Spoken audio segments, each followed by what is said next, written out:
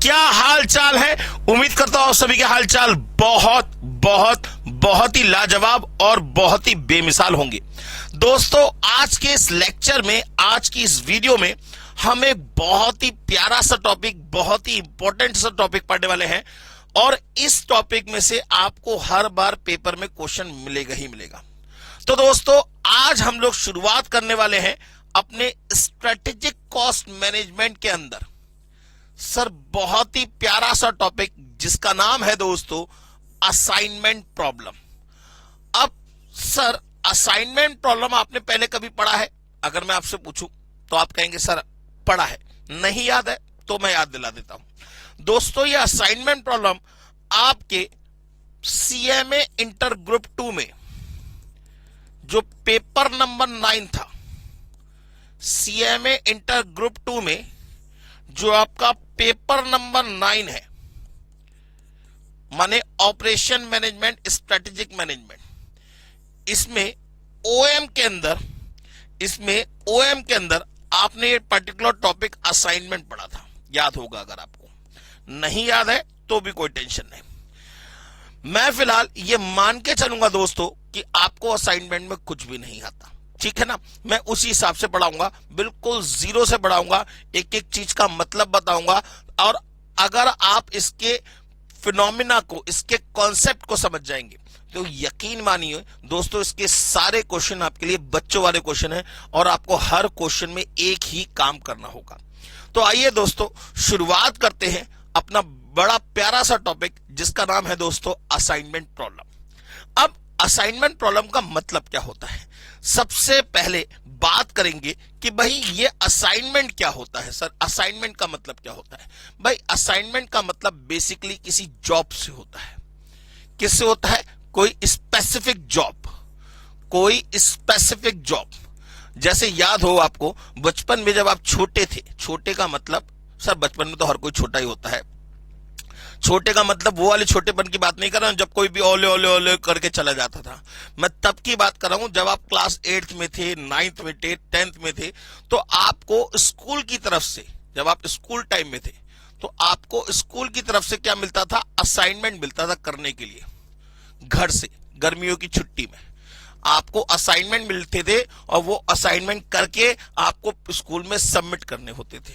बात याद आई? बिल्कुल सही बात। That is known to be the job. जैसे मैं इसका एक एग्जांपल आपको समझाता हूं। भाई, आपने जोमेटो का नाम तो सुना होगा ना? बिल्कुल सुना होगा। स्विगी का नाम सुना होगा, जेप्टो आया है, अमेजोन का नाम सुना होगा, मीशो का नाम सुना होगा। अब इनके आप देखिए ऑर्डर प्लेस होता है। जब इनके प्लेटफॉर्म पे ऑर्डर प्लेस होता है तो सबसे बड़ा क्वेश्चन ये आता है कि जो ऑर्डर प्लेस हुआ है उस ऑर्डर को आपको क्या करना है? उस पर्टिकुलर लोकेलिटी में क्या करना है? डिलीवर करना है।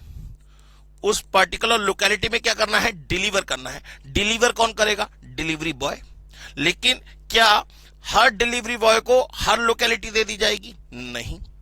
अब बात यह आती है कि एक ही लोकेलिटी में कई सारे डिलीवर बॉय है या नहीं है?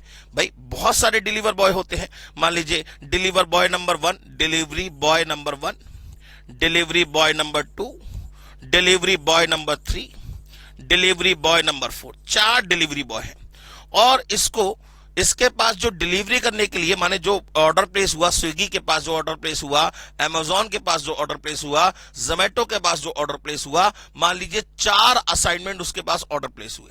माने इसके पास जो डिलीवरी करनी है वो delivery number 1, delivery number 2, delivery number 3 और डिलीवरी नंबर 4 है। 4 डिलीवरी होनी है और उसके पास 4 डिलीवरी बॉय है। तो ये पूछ रहा है कि बताइए कौन सा ऑर्डर किस डिलीवरी बॉय को दिया जाए जिससे जो कॉस्ट है वो कम से कम रहे। आप कहेंगे सर यहां पे कॉस्ट कहां से आ गई? अरे मेरे भाई, अगर जो डिलीवरी बॉय है जो पर्टिकुलर प्रोडक्ट की डिलीवरी कर रहा है तो उसके जाने आने में क्या लगेगा? या तो समय लगेगा या फिर उसका पेट्रोल खर्चा होगा। भाई, डिलीवरी तो बाइक से करेगा, ठीक है ना। तो ट्रांसपोर्टेशन की कॉस्ट आएगी, या तो उसकी ट्रांसपोर्टेशन की कॉस्ट आएगी या उसका समय खर्च होगा। बात समझ में आ गई।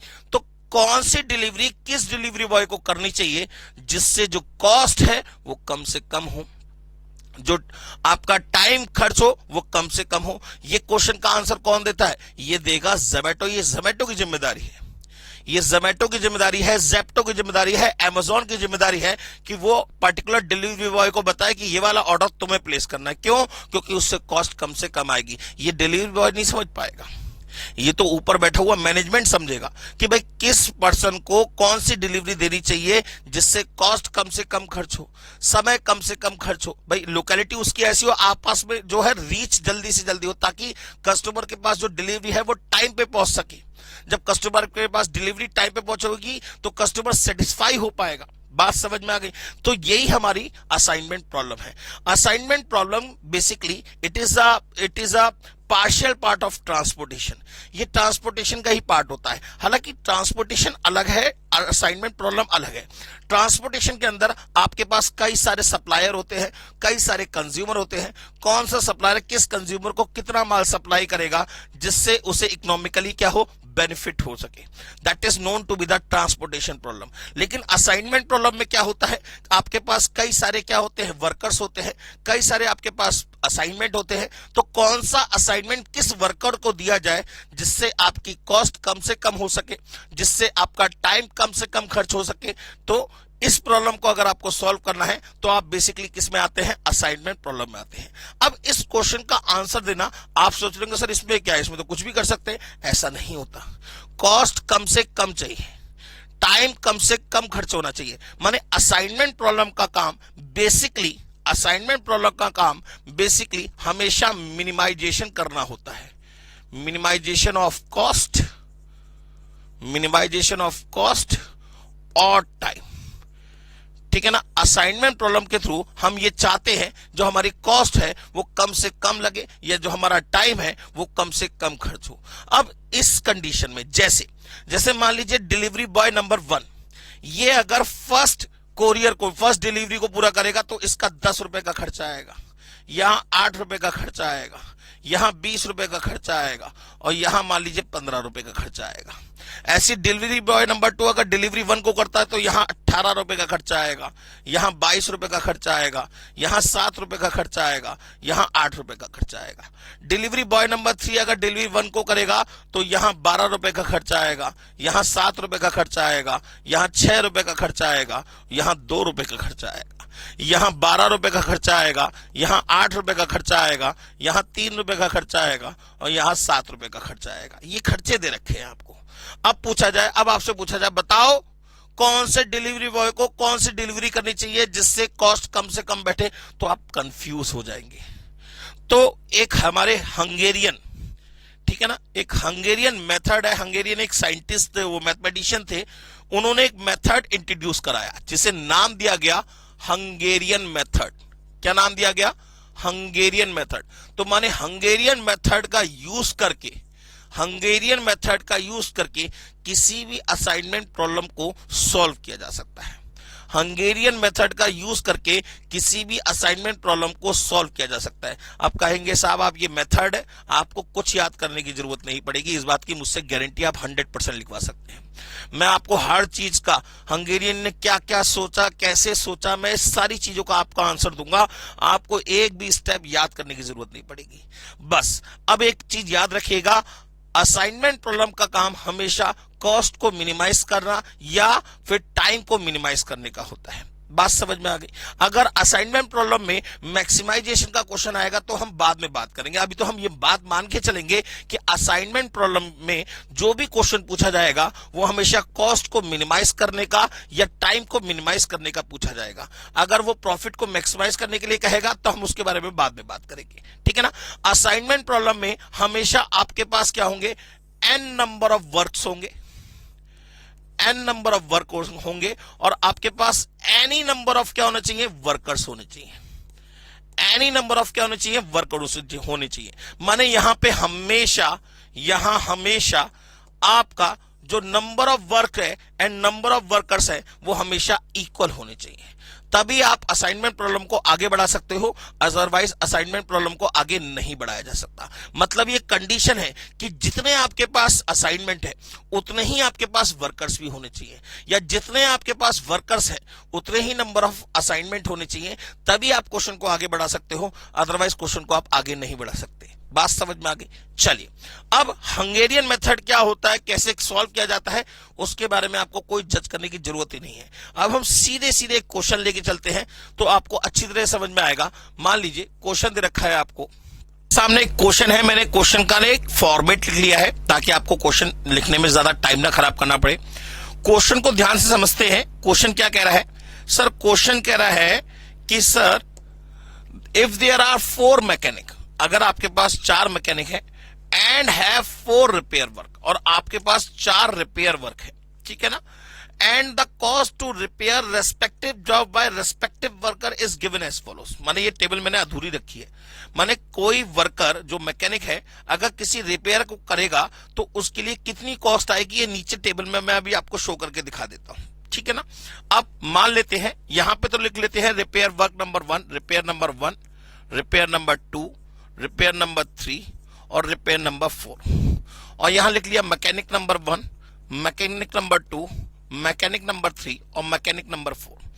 अब अगर मान लीजिए रिपेयर 1 मैकेनिक 1 ठीक करेगा तो मान लीजिए इसकी कॉस्ट आती है 10 रुपए की, इसकी कॉस्ट आती है 5 रुपए की, इसकी कॉस्ट आती है 8 रुपए की, और यहां कॉस्ट आती है 15 रुपए की।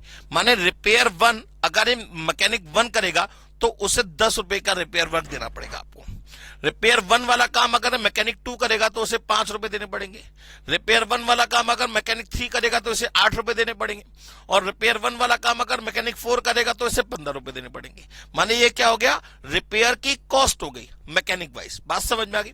ऐसे ही अगर रिपेयर 2 की बात करें तो यहां मान लीजिए यहां आती है 12 रुपए की कॉस्ट, यहां होती है 18 रुपए की कॉस्ट, यहां होती है 22 रुपए की कॉस्ट, यहां आती है 25 रुपए की कॉस्ट। ऐसी रिपेयर 3 की बात करें तो यहां आती है मान लीजिए 20 रुपए की कॉस्ट, यहां आती है आपकी 27 रुपए की कॉस्ट, यहां आती है आपकी 15 रुपए की कॉस्ट, और यहां आती है आपकी 30 रुपए की कॉस्ट, ठीक है ना। रिपेयर 4 के लिए मान लीजिए यहां आती है आपकी 20 रुपए की कॉस्ट, यहां आती है आपकी 27 रुपए की कॉस्ट, यहां आती है आपकी 30 रुपए की कॉस्ट, और यहां आती है आपकी 10 रुपए की कॉस्ट। ये क्वेश्चन दे रखा है तो वो कह रहा है find the minimum cost of the project. इस असाइनमेंट की टोटल आपको मिनिमम कॉस्ट बतानी है of each job wise, and also find which job is done by which worker, कौन सी जॉब कौन वर्कर करेगा, so as to minimize the total cost, जिससे आपकी टोटल कॉस्ट क्या हो, मिनिमम हो सके। ये क्वेश्चन आपसे हर बार पेपर में पूछा जाता है। माने असाइनमेंट का काम हमेशा कॉस्ट को मिनिमाइज करना या टाइम को मिनिमाइज करने का होता है। अब चाहे वो रिपेयर के रेस्पेक्ट में हो, चाहे वो जॉब के रेस्पेक्ट में हो, चाहे वो कुछ भी हो, असाइनमेंट टेक्निक हमेशा किसके लिए रिस्पॉन्सिबल होता है, हमेशा मिनिमाइजेशन के लिए रिस्पॉन्सिबल होता है। बात समझ में आ गई? अब आपका ये क्वेश्चन है, अब हम इसे सॉल्व करेंगे बाय यूजिंग हंगेरियन मेथड, ठीक है ना। तो यहां लिखेंगे सॉल्यूशन में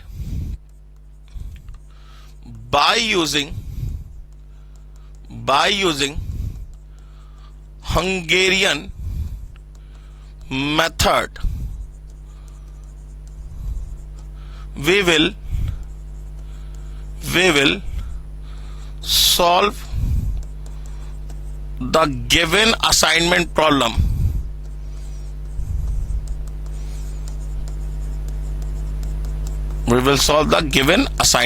प्रॉब्लम।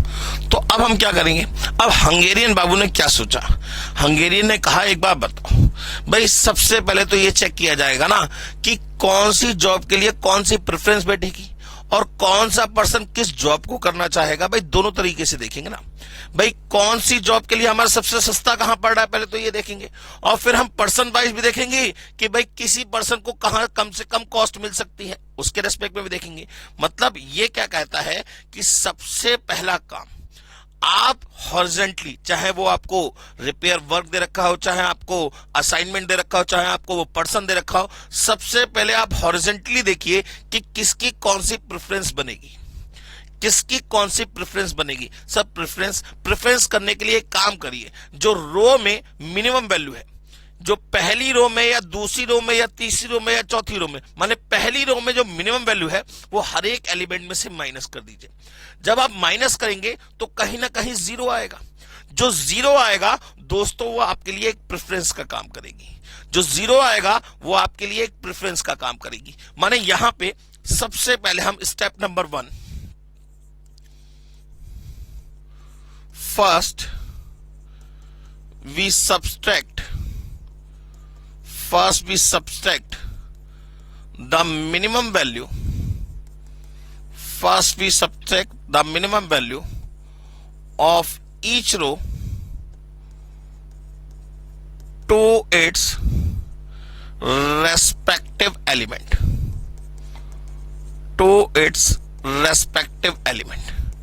ठीक है ना। हम क्या करेंगे, हर एक रो में से जो मिनिमम वैल्यू होगी वो उस रो के एलिमेंट में से क्या कर देंगे, माइनस कर देंगे। तो अब हम इस दोबारा मैट्रिक्स को उतार लेते हैं। तो यहां आ जाएगा R1, R2, R3 और R4, और ऊपर आ जाएगा M1, M2, M3 और M4। अब जरा देखिए पहली रो में मिनिमम वैल्यू क्या है सर? पहली रो में मिनिमम वैल्यू क्या है सर? 5। हर एक एलिमेंट में से 5 माइनस कर दीजिए, हर एक एलिमेंट में से 5 माइनस कर दीजिए। 10 में से 5 गया 5, 5 में से 5 गया 0। ये जो 0 आया माने R1 के लिए प्रेफरेंस कौन सी है? M2 की। R1 के लिए प्रेफरेंस कौन सी है? M2 की। मतलब इसके लिए एक सबसे कम कॉस्ट मानी जाएगी। बात समझ में आ गई? 8 में से 5 गया 3, 15 में से 5 गया 10। बात समझ में आ गई? क्लियर हो गई बात? अब R2 में आ जाइए। अब R2 में जाइए, मिनिमम वैल्यू कौन सी है सर? 12। हर एक में से 12 माइनस कर दिए। 12 में से 12 गया 0, 18 में से 12 गया 6, 22 में से 12 गया 10, 25 में से 12 गया 30। बात समझ में आ गई? ऐसी R3 में आ जाइए। R3 में मिनिमम वैल्यू कितनी है? 15। हर एक में से 15 माइनस कर दीजिए। ये बचा 5, ये बचा 12, ये बचा 0 और ये बचा 15। चौथी रो में जाइए। चौथी रो में मिनिमम वैल्यू कितनी है सर? 10। सभी में से 10 माइनस कर दीजिए। 20 में से 10 गया 10, 27 में से 10 गया 17, फिर यहां 20 और यहां 0। लीजिए सर, अब ये जो 0 आ रहा है ना, ये जो 0 आ रहा है ना, ये आपके लिए क्या है? प्रेफरेंस है, प्रेफरेंस। ये आपके लिए क्या है? प्रेफरेंस है, प्रेफरेंस। माने रिपेयर 1 के लिए प्रेफरेंस कौन सी होगी सर? Mechanic number 2। रिपेयर 2 के लिए प्रेफरेंस कौन सी होगी? Mechanic number 1। रिपेयर 3 के लिए प्रेफरेंस कौन सी होगी? Mechanic number 3। और रिपेयर 4 के लिए प्रेफरेंस कौन सी होगी? Mechanic number 4। बात समझ में आ गई या नहीं? अब जैसे हमने असाइनमेंट के रेस्पेक्ट में सोचा, वैसे ही हम वर्कर के रेस्पेक्ट में भी सोचेंगे। भाई हम दोनों तरीकों से कैलकुलेशन करेंगे, क्योंकि हमें टोटल में क्या करना है? कॉस्ट को मिनिमाइज करना है। हमें टोटल में कॉस्ट को क्या करना है? मिनिमाइज करना है। तो पहले जैसे हमने रो वाइज ऑपरेशन किया, अब हम क्या करेंगे? कॉलम वाइज ऑपरेशन करेंगे। माने पहले हमने क्या किया था? हर एक रो में से जो मिनिमम वैल्यू थी वो माइनस करी थी। अब हम क्या करेंगे? पहले हर एक कॉलम में से जो मिनिमम वैल्यू है वो माइनस करेंगे। अब आप इसमें चाहे रो वाले ऑपरेशन को पहले करिए, चाहे कॉलम वालों को पहले करिए, उससे कोई फर्क नहीं पड़ता। तो अब स्टेप नंबर 2 क्या होगा? Step number 2, then we subtract the minimum value of each column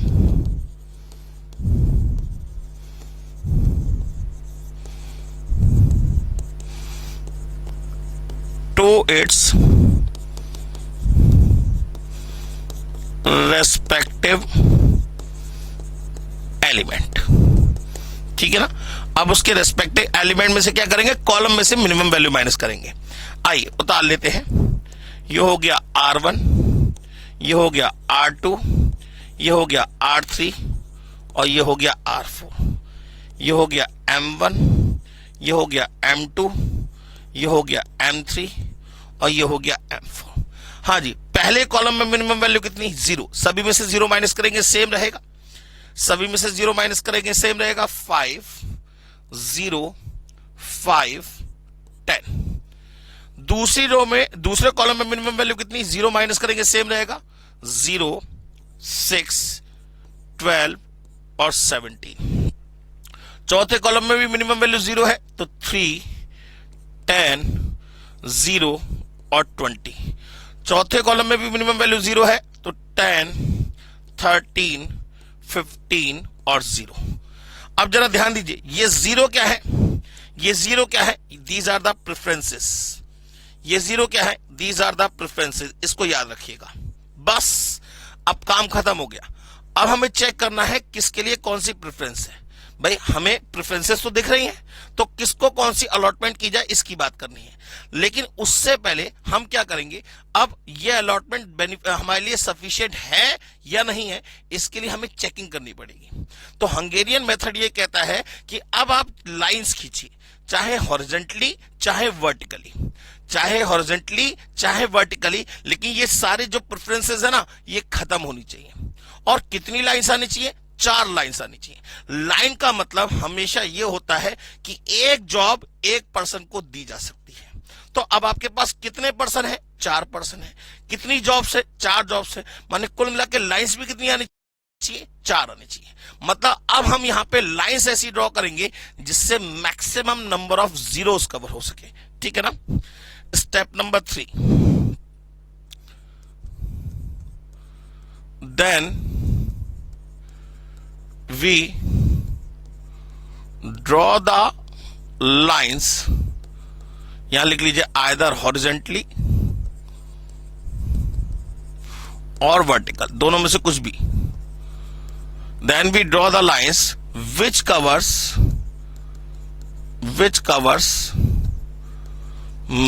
maximum number of preferences,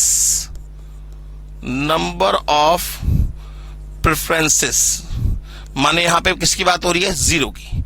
माने यहां पे आप चाहे वर्टिकली लाइन खींचिए चाहे आप हॉरिजॉन्टली लाइन खींचिए, लेकिन ऐसी लाइन खींचनी चाहिए वो जो कि मैक्सिमम नंबर ऑफ जीरोस को कवर कर सके।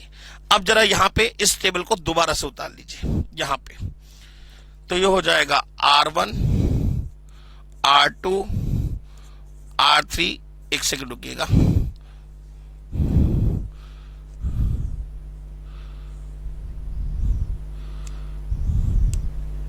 जी यहां लिख लेते हैं R1, R2, R3 और R4, M1, M2, M3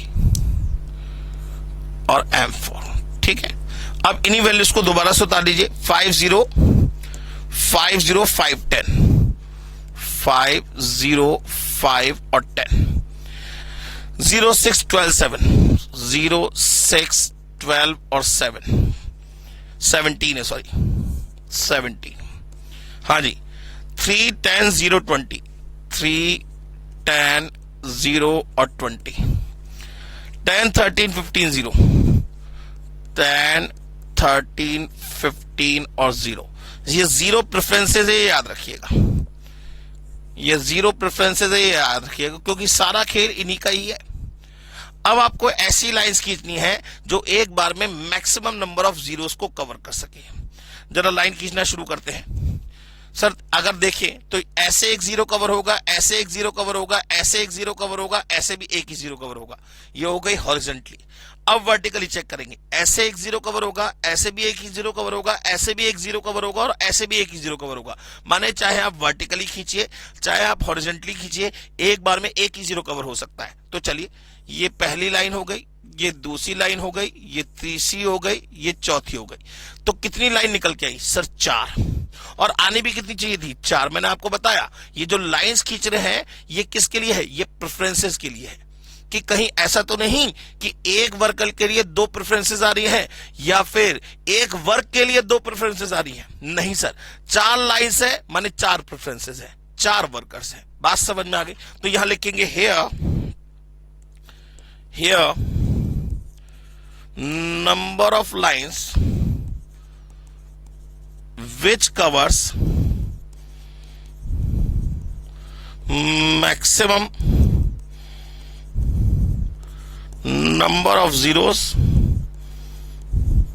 is equals to 4 is equals to number of rows or columns, number of rows or columns, hence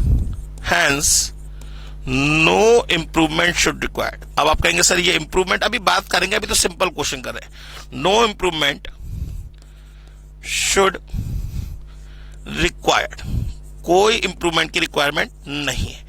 अब हम क्या करेंगे, ये जो सॉल्यूशन निकल के आया है, अब इसके बिहाफ पे सिर्फ और सिर्फ प्रेफरेंस देनी है, इसके बिहाफ पे सिर्फ और सिर्फ प्रेफरेंस देनी है. तो नेक्स्ट पेज पे जरा देखिए, हैंस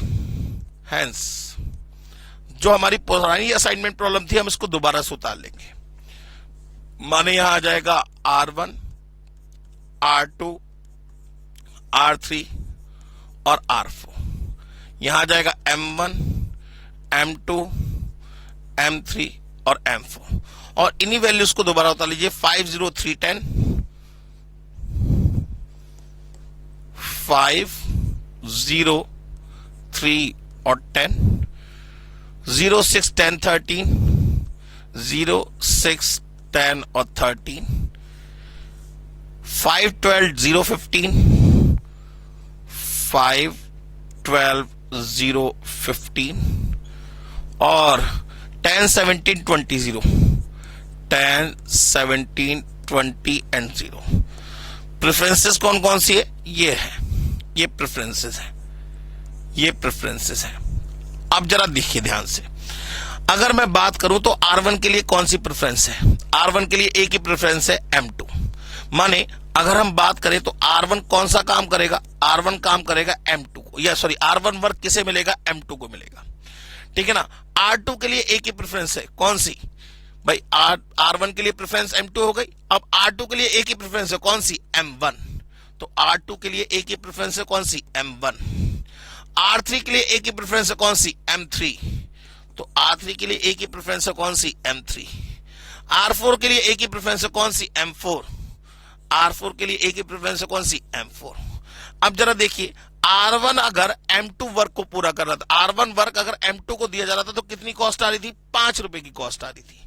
तो यहां कॉस्टिंग कितनी आएगी, 5 रुपए.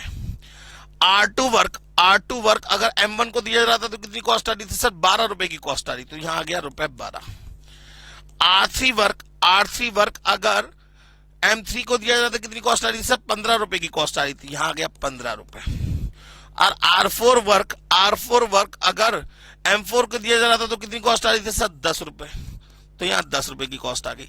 तो टोटल कितनी कॉस्ट आ गई, माने हैंस मिनिमम कॉस्ट कितनी आ गई, मिनिमम कॉस्ट कितनी आ गई, दैट इज इक्वल्स टू, इन सबको जोड़ दीजिए, 5 और 12 17 और 5 22, 10 32, 10 42, 42 रुपीज की क्या आएगी, इसकी मिनिमम कॉस्ट आएगी. That is assignment problem.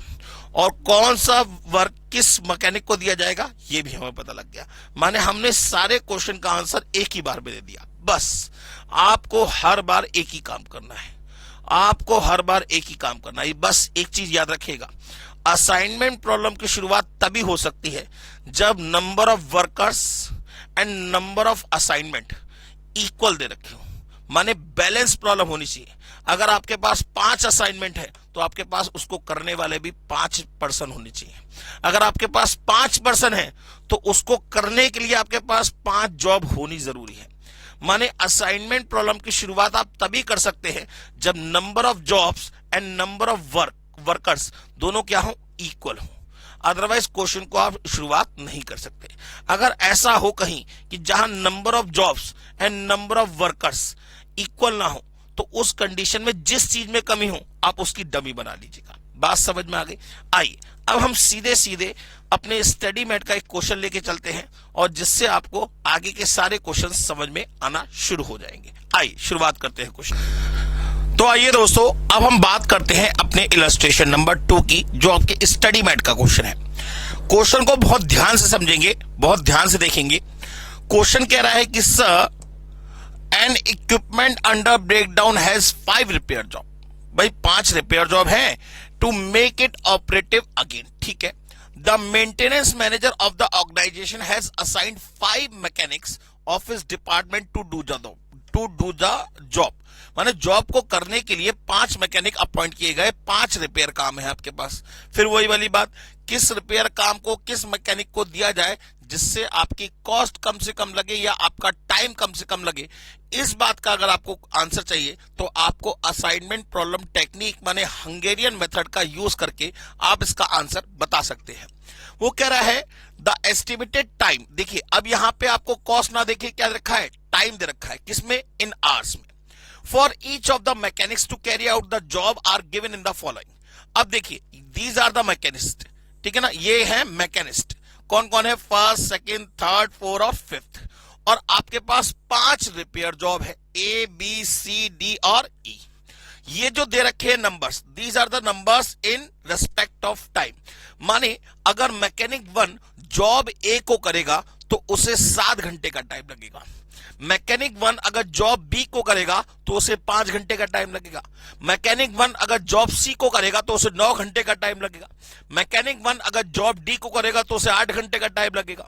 Mechanic 1 अगर जॉब ई को करेगा तो उसे 11 घंटे का टाइम लगेगा। ऐसे ही आपको सभी मैकेनिक के रिस्पेक्टिव टाइम दे रखे हैं। अब आपसे पूछ रहा है बताइए कौन सा मैकेनिक कौन सी जॉब को करे जिससे टाइम कम से कम लगे। लिखा हुआ है assume that each mechanic can be assigned to only one job. और ये याद रखिएगा हर मैकेनिक को सिर्फ एक ही जॉब दी जाएगी, ठीक है ना। Determine the minimum time assignment. तो आपसे पूछ रहा है मिनिमम टाइम असाइनमेंट क्या होगा ये बताइए। तो सबसे पहले भाई सबसे पहला काम तो हम ये देखेंगे मैकेनिक वाइज किसकी क्या प्रेफरेंस है, उसके बाद जॉब वाइज किसकी क्या प्रेफरेंस है, फिर उसके बाद हम लाइंस खींचेंगे। लाइंस चाहे हॉरिजॉन्टल खींचे चाहे वर्टिकल खींचे, हमेशा नंबर ऑफ लाइंस किसके बराबर होनी चाहिए, नंबर ऑफ जॉब के या नंबर ऑफ पर्सन के बराबर होनी चाहिए। अगर ऐसा हो गया तो आपका आंसर आ जाएगा, प्रेफरेंसेस आ जाएंगे। नहीं हुआ तो हमें इंप्रूवमेंट करने की रिक्वायरमेंट होगी, उसके बारे में हम लोग बात करेंगे। बिल्कुल भी टेंशन लेने की जरूरत नहीं है, ठीक है ना। तो सबसे पहले सॉल्यूशन में यहां लिख लेते हैं, यहीं पे लिख लेते हैं first we subtract the minimum value of each row, the minimum value of each row to its respective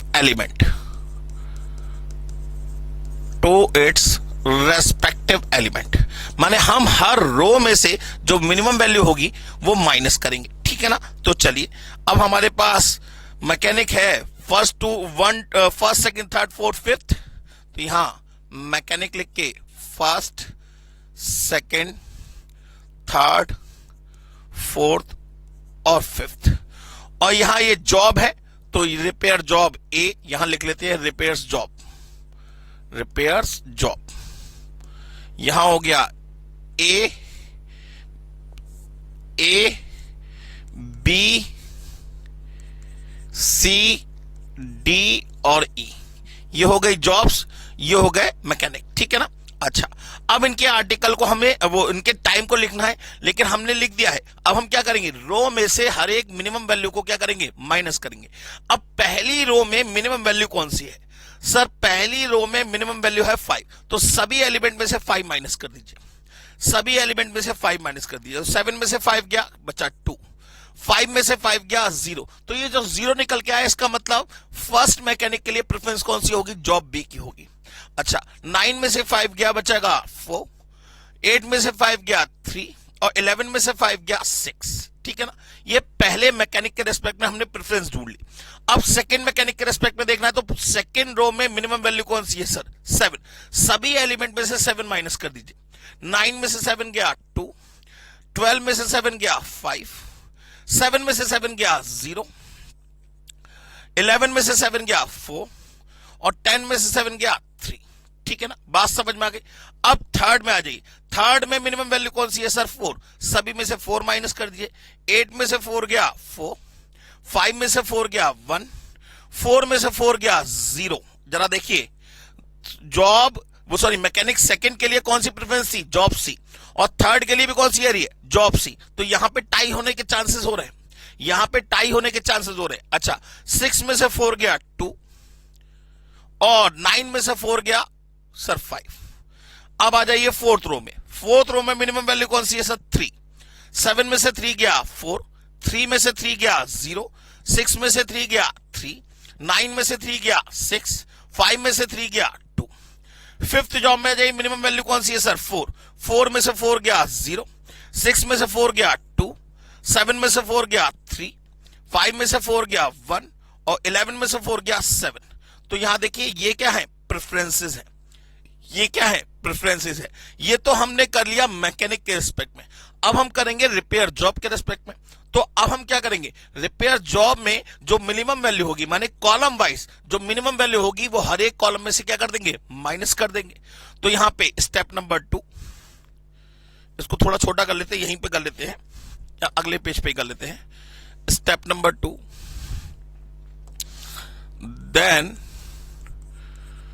then we subtract the minimum value of each column, the minimum value of each column to its respective element। तो यहां पे फिर लिख लेते हैं mechanic, यहां आ जाएगा mechanic, यहां आ जाएगा रिपेयर जॉब, यहां आ जाएगा फर्स्ट, सेकंड, थर्ड, फोर्थ और फिफ्थ। यहां आ जाएंगी job A, B, C, D और ई। हाँ जी, अब इसमें आ जाइए। इस कॉलम में मिनिमम वैल्यू कितनी, 0। 0 सभी में से माइनस करेंगे तो सेम रहेगा, तो 2 2 4 4 0। यह आ जाएगा 2 2 4 4 0। दूसरे में आ जाइए, दूसरे कॉलम में मिनिमम वैल्यू 0, 0 माइनस करेंगे सेम रहेगा, 0 5 1 0 2, 0 5 1 0 और 2। तीसरे में आ जाइए, सी में मिनिमम वैल्यू 0, तो 0 माइनस करेंगे सेम रहेगा, 4 0 0 3 3, 4 0 0 3 और 3। चौथे में आ जाइए, चौथे में मिनिमम वैल्यू कौन सी, 1। सभी में से 1 माइनस करेंगे तो यहां बचेगा 2 3 1 5 और 0, 2 3 1 5 और 0। पांचवें में आ जाइए, पांचवें में मिनिमम वैल्यू कौन सी है सर, 2। 2 माइनस करेंगे तो यहां बचेगा 4 1 3 0 और 5, 4 1 3 0 5, 4 1 3 0 और 5। ठीक है ना सर, समझ में आ गई बात। अब हम क्या करेंगे, अब हमें देखना होगा किसके लिए कौन सी प्रेफरेंस बनेगी। अब हमें देखना होगा किसके लिए कौन सी प्रेफरेंस बनेगी। बहुत ध्यान से तसल्ली से देखिए, किसके लिए कौन सी प्रेफरेंस बनेगी इसकी बात कर रहे हैं, ठीक है ना। तो जरा ध्यान दीजिए। देन यहां लिखेंगे, now we will draw lines either horizontal और vertical which covers maximum number of zeros। यहां चाहे तो लिख सकते हैं प्रेफरेंसेस। 0 का मतलब किससे है, प्रेफरेंस से है। ये पहले 0 मार्क कर लीजिए।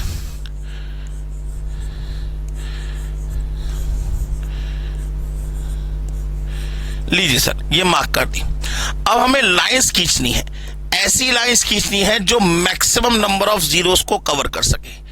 हमें ऐसी लाइंस खींचनी है जो मैक्सिमम नंबर ऑफ जीरोस को कवर कर सके। और लाइंस कितनी आनी चाहिए भाई, जितनी रोज और जितने कॉलम्स हमारे पास अवेलेबल है उतनी ही लाइंस आनी चाहिए, ठीक है ना। तो जरा दोबारा से इसको उतार लीजिए।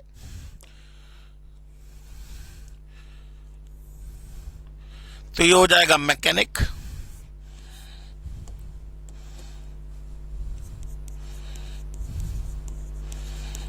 यहां आ जाएगा रिपेयर जॉब, ये हो जाएगा ए बी सी डी और ई, ये हो जाएगा फर्स्ट सेकेंड थर्ड फोर्थ और फिफ्थ। हाँ जी, इन्हीं वैल्यूज को दोबारा से नोट कर लीजिए। तो ये हो जाएगा 2 0 4 2 4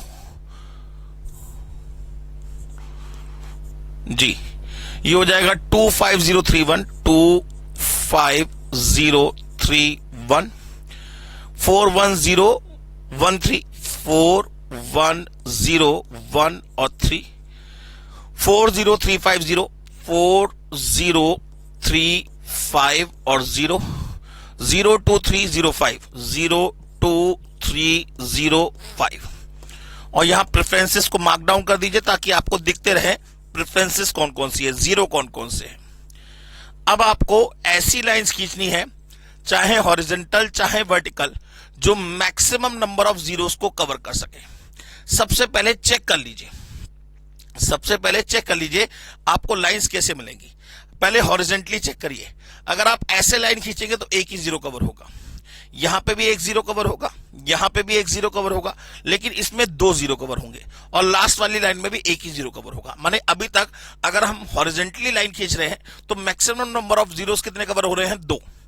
वर्टिकली देखिए, 1 0 2 0 2 0, माने बी और सी में 2 जीरो कवर हो रहे हैं। सी में, अच्छा ये भी है सर, ये भी है, हाँ जी।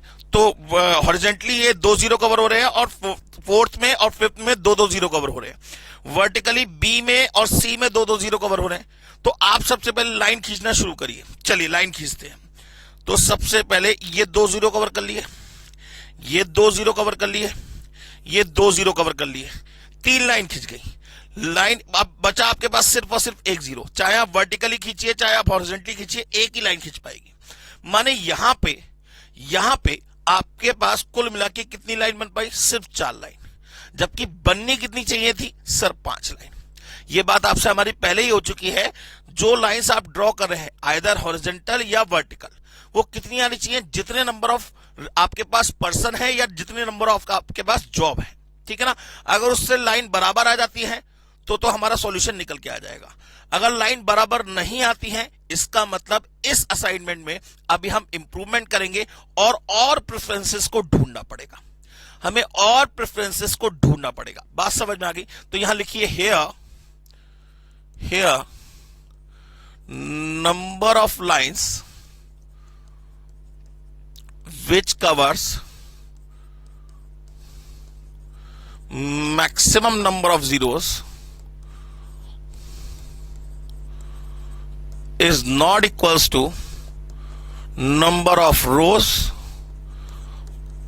और कॉलम्स। यहां पे ये दोनों बराबर नहीं आ रहे भाई। ये कितने आ रही है, लाइंस आ रही है 4 और नंबर ऑफ रोज और नंबर ऑफ कॉलम्स कितने हैं, 5। माने इसमें इंप्रूवमेंट की रिक्वायरमेंट होगी। यहां पे लिखेंगे hence improvement should required, improvement should required, माने इंप्रूवमेंट करने की आपको रिक्वायरमेंट है। तो सबसे पहले क्या करेंगे, इन्हीं को दोबारा से उतार लेंगे। यहां उतार लेते हैं मैकेनिक, यहां डाल लेते हैं repair shop, repair job, sorry shop नहीं जॉब। यहां हो जाएगा फर्स्ट सेकंड थर्ड फोर्थ और फिफ्थ। ये हो जाएगा ए बी सी डी और ई। अब जरा ध्यान दीजिए, अब आपको क्या करना है, ये जो बचे हुए एलिमेंट्स, भाई नई प्रेफरेंसेस चाहिए ना, और भी जीरो चाहिए ना, तभी तो लाइन बढ़ पाएंगी। तो जो बचे हुए एलिमेंट है, इन बचे हुए एलिमेंट में सबसे मिनिमम वैल्यू कौन सी दिख रही है सर, 1। इन बचे हुए एलिमेंट में कौन से एलिमेंट जो लाइन में कवर नहीं हो रहे, उन बचे हुए एलिमेंट में मिनिमम वैल्यू कौन सी है सर, 1। माने इन बचे हुए एलिमेंट में से 1 को तो माइनस कर देंगे, इन बचे हुए एलिमेंट में से तो 1 को माइनस करेंगे, और ये इन लाइंस का जो पॉइंट ऑफ इंटरसेक्शन आ रहा है, इन लाइंस का जो पॉइंट ऑफ इंटरसेक्शन आ रहा है, ये इन लाइंस का जो पॉइंट ऑफ इंटरसेक्शन आ रहा है, इन पॉइंट ऑफ इंटरसेक्शन पे इस 1 को क्या कर देंगे, ऐड, और बाकी जो एलिमेंट लाइन में कवर हो रहे हैं उनमें कोई चेंजेस नहीं आएंगे। 3 बातें हो गई। पहली बात, जो बचे हुए एलिमेंट है, ये जो बचे हुए एलिमेंट है, इन बचे हुए एलिमेंट में से मिनिमम वैल्यू कौन सी है सर, 1। देख लीजिए आप, 2 2 4 2 3 1 4 1 3, तो इन बचे हुए एलिमेंट में से मिनिमम वैल्यू कौन सी है, 1। इन एलिमेंट में से 1 तो माइनस होगा, और इन लाइंस के पॉइंट ऑफ इंटरसेक्शन पे ये वैल्यू क्या होगी, प्लस होगी, और बाकी लाइन में जो एलिमेंट्स आ रहे हैं उनको एज इट इज उतार देंगे। बात समझ में आ गई? बस इतना सा काम करना होगा आपको। चलिए शुरू कर देते हैं। तो यहां 2 में से 1 गया 1, ये 0 में कुछ चेंजेस नहीं होंगे, 0 का 0। 4 में कोई चेंजेस नहीं होंगे, 4 का 4। 2 में से 1 गया 1, 4 में से 1 गया 3। बात समझ में आ गई? पहली रो खत्म हो गई। दूसरी रो की बारी। 2 में से 1 गया 1, 5 लाइन में आ रहा है तो कोई चेंजेस नहीं होंगे, 5। 0 लाइन में आ रहा है, कोई चेंजेस नहीं होंगे, 0। 3 में से 1 गया 2, और 1 में से 1 गया 0। देखिए नया 0 हमारे पास आ गया, माने नई प्रेफरेंस हमारे पास आ गई। Next line, next row, 4 as it is. 4 में से 1 गया 3। अब यहां 1 लिखा है, 1 में से 1 गया, 1 तो ये लाइन में आ रहा है तो एज इट इज। 0 ये लाइन में आ रहा है, एज इट इज। 1 में से 1 गया 0, 3 में से 1 गया 2। बात समझ में आ गई? चलिए अब नेक्स्ट रो, 4 ये लाइन में आ रहा है, ये लाइन में आ रहा है, सेपरेट नहीं है, तो 4 एज इट इज। अच्छा, 0 क्या है, पॉइंट ऑफ, ये वाला पॉइंट क्या है, पॉइंट ऑफ इंटरसेक्शन। इसमें जो एलिमेंट हम माइनस करे थे यहां पे प्लस करेंगे, तो 0 में 1 जोड़ेंगे कितना आ जाएगा, 1। 3 में 1 जोड़ेंगे कितना आ जाएगा, 4। 5 एज इट इज, और 0 एज इट इज। बात समझ में आ गई? नेक्स्ट, 0 से कोई मतलब नहीं। ये 2 क्या है, पॉइंट ऑफ इंटरसेक्शन, तो 2 में 1 जोड़ेंगे कितना आ जाएगा, 3। 3 में 1 जोड़ेंगे कितना आ जाएगा, 4। 0 से कोई मतलब नहीं, और 5 से कोई मतलब नहीं। लीजिए, ये आपकी इंप्रूव असाइनमेंट तैयार हो गई। अब फिर दोबारा प्रेफरेंसेस देख लीजिए। ये हो गई 0 प्रेफरेंस, ये हो गई 0 प्रेफरेंस, ये हो गई 0 प्रेफरेंस, ये हो गई 0 प्रेफरेंस, ये हो गई 0 प्रेफरेंस, ये हो गई 0 प्रेफरेंस, ये हो गई 0 प्रेफरेंस, ये हो गई 0 प्रेफरेंस। लीजिए, फिर आपके सामने प्रेफरेंसेस हैं। अब आपको फिर दोबारा लाइन खींच के देखनी है, माने जो रो वाइज एलिमेंट हम माइनस कर रहे थे, कॉलम वाइज माइनस कर रहे थे, वो एक ही बार करना है। इसके बाद आपको बार बार लाइंस खींच के देखनी है, और लाइंस तब तक खींच के देखनी है जब तक number of lines which covers maximum number of zeros equals to number of rows और कॉलम ना आ जाए। बस इतना सा काम करना, हर क्वेश्चन में ही करना होगा आपको। बात समझ में आ गई? अब चलिए, अब लाइन खींचना शुरू करते हैं। अब लाइन ऐसे खींचनी है जो मैक्सिमम नंबर ऑफ जीरोस को कवर कर सके। पहले हॉरिजॉन्टली चेक करिए, 1 0 कवर होगा, 2 0 कवर होंगे, 2 0 कवर होंगे, 1 0 कवर होगा, और 2 0 कवर होंगे। ऐसे देखा जाए 1 0 1 0 2 0 2 0 2 0, तो पहले 2 0 मैक्सिमम है। एक लाइन ये खींच दी, एक लाइन ये खींच दी, एक लाइन ये खींच दी, ठीक है ना। अब आपके पास बचे सिर्फ ये 2 जीरोस, ये सिर्फ 2 जीरोस बचे। तो चाहे आप हॉरिजॉन्टली खींचिए, चाहे आप वर्टिकली खींचिए, एक एक लाइन माने 2 लाइंस बनेंगी, इसके अलावा नहीं, क्योंकि दोनों अलग अलग कॉलम में है। बात समझ में आ गई? अब आपके पास कितनी लाइन बन के आई, जरा गिनिए, 1 2 3 4 5, और नंबर ऑफ रोज और नंबर ऑफ कॉलम्स कितने हैं सर, वो भी 5। हो गया सर काम, ठीक है ना। तो यहां लिखेंगे hence here number of lines which covers maximum number of zeros is equals to number of rows or columns equals to 5। ये आ गया आपका। hence no improvement should required। Next page पे लिख लेते हैं, hence no improvement should required। hence no improvement should required, कोई improvement की requirement नहीं है। तो अब हमारा फाइनल सॉल्यूशन आने वाला है। यहां लिखेंगे मैकेनिक, यहां लिखेंगे रिपेयर जॉब, यहां लिखेंगे फर्स्ट, सेकंड, थर्ड, फोर्थ और फिफ्थ, ए, बी, सी, डी और ई, और इन्हीं वैल्यूज को दोबारा उतार लीजिए। 11340 ये हो जाएगा 11340। हाँ जी, 05113, 05113। नेक्स्ट 40044, 40044। नेक्स्ट 12050, 12050। नेक्स्ट 30205, 30205 लीजिए सर, और प्रेफरेंसेस को हाईलाइट कर दीजिए। ये प्रेफरेंसेस को हाईलाइट कर दीजिए। 0 का मतलब हमेशा प्रेफरेंस से मानिएगा, तो आपको बहुत ज्यादा क्वेश्चन को समझने में आसानी भी होगी और आपको कभी भी कोई स्टेप याद नहीं करना पड़ेगा। अब जरा ध्यान दीजिए, अब खेल मेन शुरू होता है, सारा खेला अब मेन शुरू होगा। अगर हम बात करें तो मैकेनिक 1 के लिए सिर्फ कौन सी प्रेफरेंस है भाई? 0 कहां आ रहा है? सिर्फ बी में आ रहा है। मैकेनिक 1 के पास सिर्फ एक ही प्रेफरेंस है सर, बी। माने मैकेनिक 1 को मजबूरी में किस पे काम करना पड़ेगा? बी पे काम करना पड़ेगा। माने मैकेनिक 1 के लिए कौन सी जॉब है सर? बी। ठीक है ना, ये हमने मैकेनिक 1 को जॉब बी दे दी, ये ठीक है ना। इसको मैं राउंड ऑफ कर देता हूं। तो अब बी जिसके जिसके सीध में आ रहा है, इसकी सीध में कोई भी 0 आएगा उसे कट कर देंगे, उसे कट कर देंगे। तो एक फर्स्ट के लिए सिर्फ एक ही जॉब है, कौन सी? मैकेनिक 1 के लिए कौन सी जॉब है? सिर्फ और सिर्फ बी।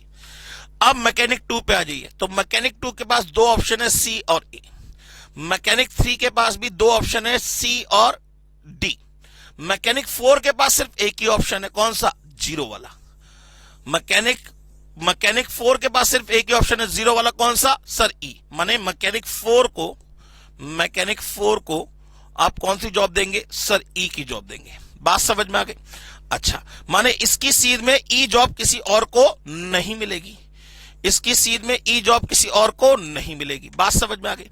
फिफ्थ के लिए फिर 2 प्रेफरेंसेस है, ए और डी। फिफ्थ के लिए 2 प्रेफरेंसेस है, ए और डी। अभी हम रुक जाएंगे, अब फिर दोबारा देखते हैं, फर्स्ट के लिए असाइन कर दिया है, सेकंड के पास सिर्फ एक ही प्रेफरेंस बची, कौन सी? सी। देखिए ये वाली कट गई, तो फर्स्ट के लिए सेकंड के लिए कौन सी प्रेफरेंस बची? सिर्फ और सिर्फ सी। माने मैकेनिक 2 को कौन सी जॉब दी जाएगी? सी जॉब दी जाएगी। तो इसकी सीध में जहां भी 0 आ रहा होगा, चाहे वर्टिकली चाहे हॉरिजॉन्टली, उसे कट कर देंगे। माने सी जॉब किसी और को नहीं दी जाएगी। अब देखिए थर्ड मैकेनिक के लिए एक ही जॉब बची, कौन सी? डी। थर्ड मैकेनिक के लिए एक ही जॉब बची, कौन सी? डी। थर्ड मैकेनिक के लिए एक ही जॉब बची, डी। बात समझ में आ गई? माने थर्ड मैकेनिक कौन सी जॉब को करेगा? डी को करेगा। तो इसकी सीध में जो भी 0 आएगा उसे कट कर देंगे, ठीक है ना। अब देखिए फिफ्थ के पास एक ही जॉब बची, कौन सी? ए। तो मैकेनिक 4th के पास कौन सी जॉब बची? मैकेनिक 5th के पास कौन सी जॉब बची सर? ए। माने मैकेनिक 5th जो है वो जॉब ए को करेगा। मैकेनिक 5th जो है जो जॉब ए को करेगा। लीजिए हर मैकेनिक को एक पर्टिकुलर जॉब असाइन हो गई। अब हमें देखना था कि भाई कम से कम टाइम कितना लगेगा। तो मैकेनिक 1 अगर जॉब बी को करता है तो ओरिजिनल मैट्रिक्स में चले जाइए। मैकेनिक 1 अगर जॉब बी को करता है तो कितने घंटे का समय लगता है? 5 घंटे का। कितने घंटे का समय लगता है? 5 घंटे का। तो यहां लिख दिया 5 आवर्स। माने मैकेनिक 1 जॉब बी को करेगा तो उसे 5 घंटे का समय लगेगा। मैकेनिक 2 जॉब सी को करेगा। मैकेनिक 2 जॉब सी को करेगा तो कितना टाइम लगेगा? 7 घंटे का समय लगेगा। तो यहां लिख दिया 7 आवर्स। मैकेनिक 3 कौन सी जॉब को करेगा? डी को करेगा। मैकेनिक 3 कौन सी जॉब को करेगा? डी को करेगा। कितना टाइम लगेगा सर? 6 घंटे का समय लगेगा। यहां लिख दिया 6 आवर्स। मैकेनिक 4 कौन सी जॉब को करेगा? ई को करेगा। मैकेनिक 4 करेगा जॉब ई को, माने 5 आवर्स। यहां लिख दिया 5 आवर्स। और मैकेनिक 5th जो है वो कौन सी जॉब को करेगा सर? ए जॉब को करेगा। मैकेनिक 5th ए जॉब को करेगा तो लगेगा 4 आवर्स। तो यहां लिख दिया 4 आवर्स। बात समझ में आ गई? तो टोटल टाइम कितना हो गया? टोटल टाइम कितना हो जाएगा, दैट इज इक्वल टू 5 7 12 6 18 5 23 4 27 घंटे का टोटल समय लगेगा। 27 घंटे का टोटल समय लगेगा। और कौन सा मैकेनिक कौन सी जॉब को करेगा, ये भी आपके पास हो गया। टोटल कम से कम कितना टाइम लगेगा इस पूरे असाइनमेंट को करने में, 27 घंटे का लगेगा। बात समझ में आ गई, क्लियर हो गई बात। हर क्वेश्चन में आपको यही करना है, हर क्वेश्चन में आपको यही करना है। आइए अब नेक्स्ट क्वेश्चन लेके चलते हैं, जो कि है इलस्ट्रेशन नंबर 3। ये आपके स्टडी मेट का ही क्वेश्चन है। अब देखिए, असाइनमेंट आपका बेसिक असाइनमेंट पूरा खत्म हो चुका है। अब इसमें सिर्फ और सिर्फ केसेस निकल के आते जाएंगे, जैसे अनबैलेंस असाइनमेंट प्रॉब्लम आ जाएगी, मैक्सिमाइजेशन ऑफ असाइनमेंट प्रॉब्लम आ जाएगी, ठीक है ना, और प्रोहिबिटेड पाथ आ जाएगा, ये सारी चीजें हैं। तो ये आपको सब करते करते अपने आप ही समझ में आ जाएगा। इसमें कोई भी आपको मेथड याद करने की जरूरत नहीं है, आपके सारे क्वेश्चन का आंसर आप खुद ही दे सकेंगे। आइए सबसे पहले इलस्ट्रेशन नंबर 3 को पढ़ते हैं। क्वेश्चन क्या कह रहा है, वो कह रहा है 5 salesman are to assign to 5 district. माने 5 अलग अलग सेल्समैन हैं, उनको 5 अलग अलग डिस्ट्रिक्ट दिए गए, ठीक है। वो कह रहा है estimates of the sales revenue which is in 1000 rupees for each salesman are given in the below। माने डिस्ट्रिक्ट वाइज हर सेलमैन कितना रेवेन्यू जनरेट करके देगा हजारों रुपए में, वो आपको नीचे दे रखा है। माने फर्स्ट डिस्ट्रिक्ट में सेल्समैन ए जो है वो 32,000 रुपए का रेवेन्यू जनरेट करके दे रहा है। फर्स्ट डिस्ट्रिक्ट में सेल्समैन बी जो है वो 38,000 रुपए 38,000 का रेवेन्यू जनरेट करके दे रहा है। फर्स्ट डिस्ट्रिक्ट में सेल्समैन सी जो है वो 40,000 का रेवेन्यू जनरेट करके दे रहा है। फर्स्ट डिस्ट्रिक्ट में सेल्समैन डी जो है वो 28,000 का रेवेन्यू जनरेट करके दे रहा है। और फर्स्ट डिस्ट्रिक्ट में सेल्समैन ई जो है वो कौन से कितने रुपए का रेवेन्यू जनरेट करके दे रहा है, 40,000 का। अब आप किस डिस्ट्रिक्ट को किस सेल्समैन को असाइन करोगे जिससे आपका रेवेन्यू क्या हो, मैक्सिमम हो सके। रुक जाइए, सुनिए, आपसे क्या कहा गया, सर रेवेन्यू को मैक्सिमाइज करना है।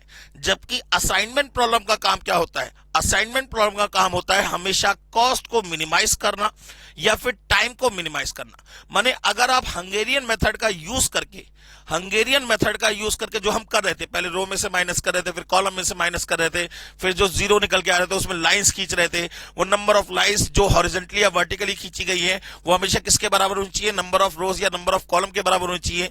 अगर ऐसा होता है तो हम फिर असाइनमेंट क्या करते हैं, जॉब को प्रेफरेंसेस देके पता लगा लेते कि कौन सी जॉब किस पर्सन को दी जाएगी। लेकिन वो टेक्निक क्या थी, वो मिनिमाइजेशन की टेक्निक थी। यहां पे आपसे कह रहा है कि आपको रेवेन्यू को क्या करना है, मैक्सिमाइज करना है।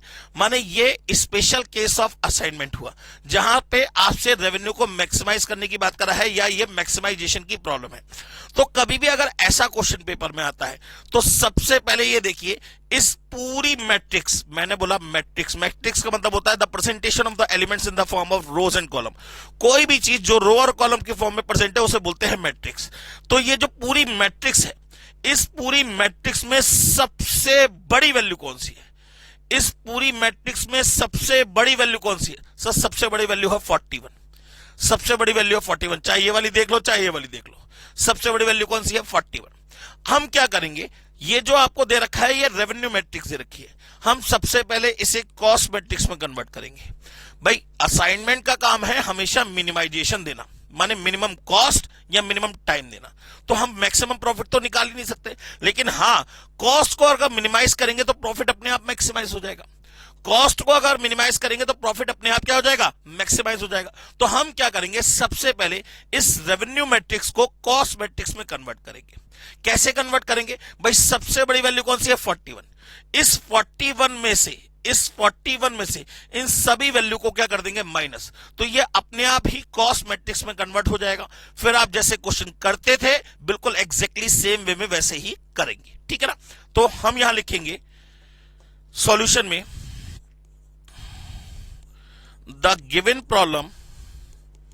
the given assignment problem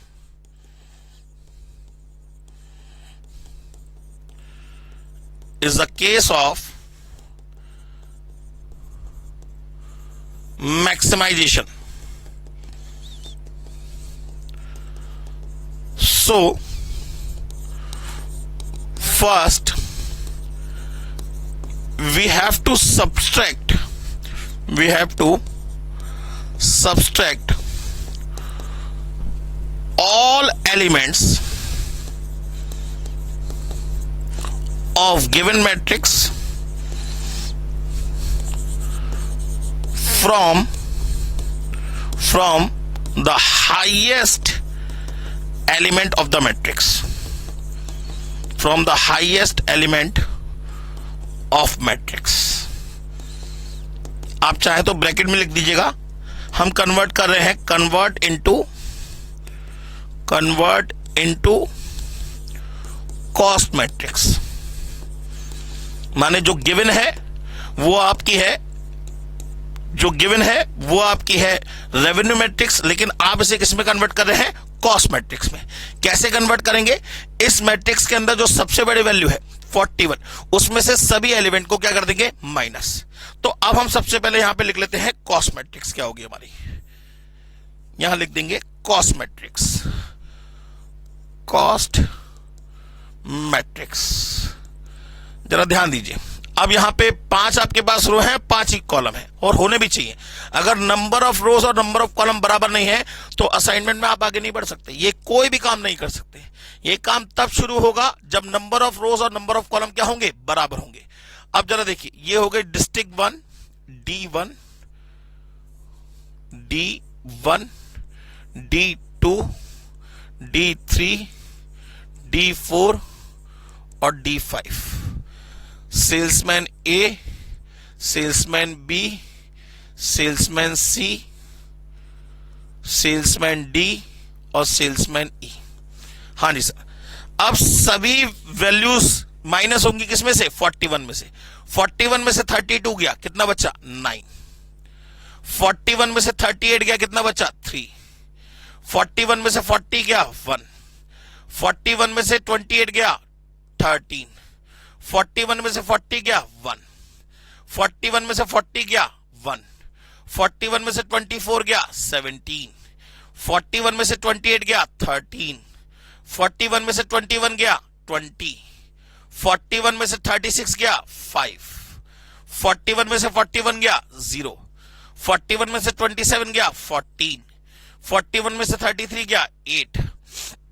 41 में से 30 गया, 11. 41 में से 37 गया, 4.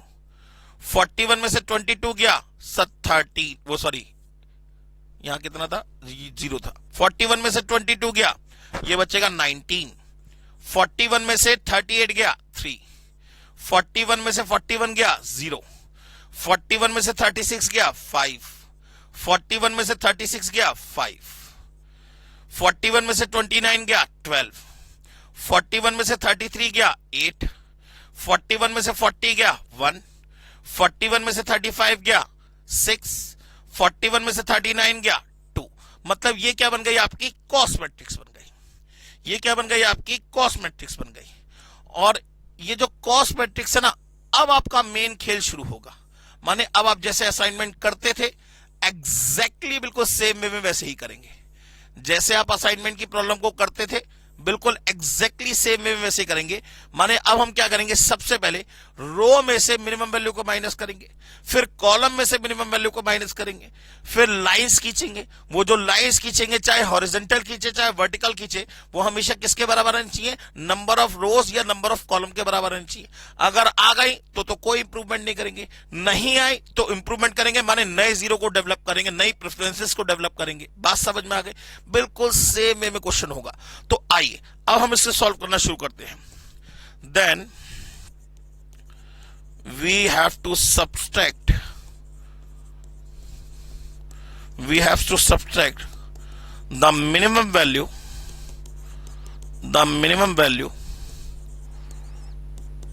to the minimum value of each row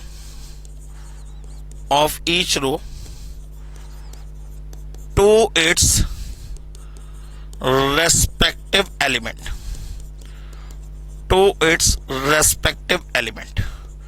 ठीक है ना. आइए अगले पेज पे कर लेते हैं. तो अब हम माइनस करके पहले यहां पे वो बना लेते हैं, मैट्रिक्स बना लेते हैं. तो यहां पे क्या है, डिस्ट्रिक्ट और वो ऊपर है सेल्समैन. तो यहां लिख लेते हैं डिस्ट्रिक्ट ए, डिस्ट्रिक्ट बी, डिस्ट्रिक्ट सी, डिस्ट्रिक्ट डी, सॉरी डिस्ट्रिक्ट 1 2 3 4 है. डिस्ट्रिक्ट 1, डिस्ट्रिक्ट 2, डिस्ट्रिक्ट 3, डिस्ट्रिक्ट 4 और डिस्ट्रिक्ट 5. सेल्समैन ए, सेल्समैन बी, सेल्समैन सी, सेल्समैन डी और सेल्समैन ई। हाँ जी सर। अब रो में से पहली रो में मिनिमम वैल्यू कौन सी? सब पहली रो में मिनिमम वैल्यू है 1। सभी एलिमेंट में से 1 माइनस कर दीजिए, तो यहां बचेगा 8 2 0 12 0, 8 2 0 12 0, 8 2 0 12 और 0। लीजिए सर, पहली रो तो खत्म हो गई। दूसरी रो में आ जाइए। दूसरी रो में मिनिमम वैल्यू कौन सी है सर? 1। माइनस करेंगे तो 0 16 12 19 4, 0 16 12 19 एंड 4, 0 16 और 12 19 और 4। ठीक। अच्छा, D3 में आ जाइए। D3 में मिनिमम वैल्यू कौन सी है? 0, तो ये एज इट इज उतर जाएगी। 0 14 8 11 4, 0 14 8 11 एंड 4। D4 में आ जाइए। D4 में मिनिमम वैल्यू कौन सी है सर? 0। सेम आ जाएगा सर। 19 3 0 5 5, 19 3 0 5 एंड 5। D5 में आ जाइए। D5 में मिनिमम वैल्यू कौन सी है सर? 1, तो यहां बचेगा 11 7 0 5 और 1, 11 7 0 11 7 0 5 और 1। लीजिए सर, ये आपकी पहला प्रेफरेंसेस क्रिएट करने वाली मैट्रिक्स बन गई। ये आपकी पहली प्रेफरेंस क्रिएट करने वाली मैट्रिक्स बन गई। अब जहां जहां जीरो है उसे राउंड ऑफ कर दीजिए, ताकि आपको प्रेफरेंसेस दिखती रहे। बार बार मेन मकसद प्रेफरेंसेस देखने का ही है। बार बार मेन मकसद किसका है? प्रेफरेंसेस देखने का ही है। ये अभी हमारा काम सिर्फ कैसे कंप्लीट हुआ है? किसके रेस्पेक्ट में? डिस्ट्रिक्ट के रेस्पेक्ट में। अब हमें क्या करना होगा? सेल्समैन के रेस्पेक्ट में माइनस करना होगा। तो अब जरा देखिए second step. Now we have to subtract the minimum value of each column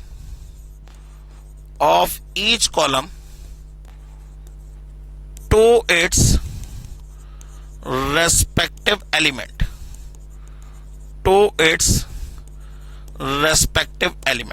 ठीक है ना। अब हम क्या करेंगे? कॉलम वाइज जो मिनिमम वैल्यू होगी वो माइनस करेंगे। बात समझ में आ गई? आइए शुरू करते हैं।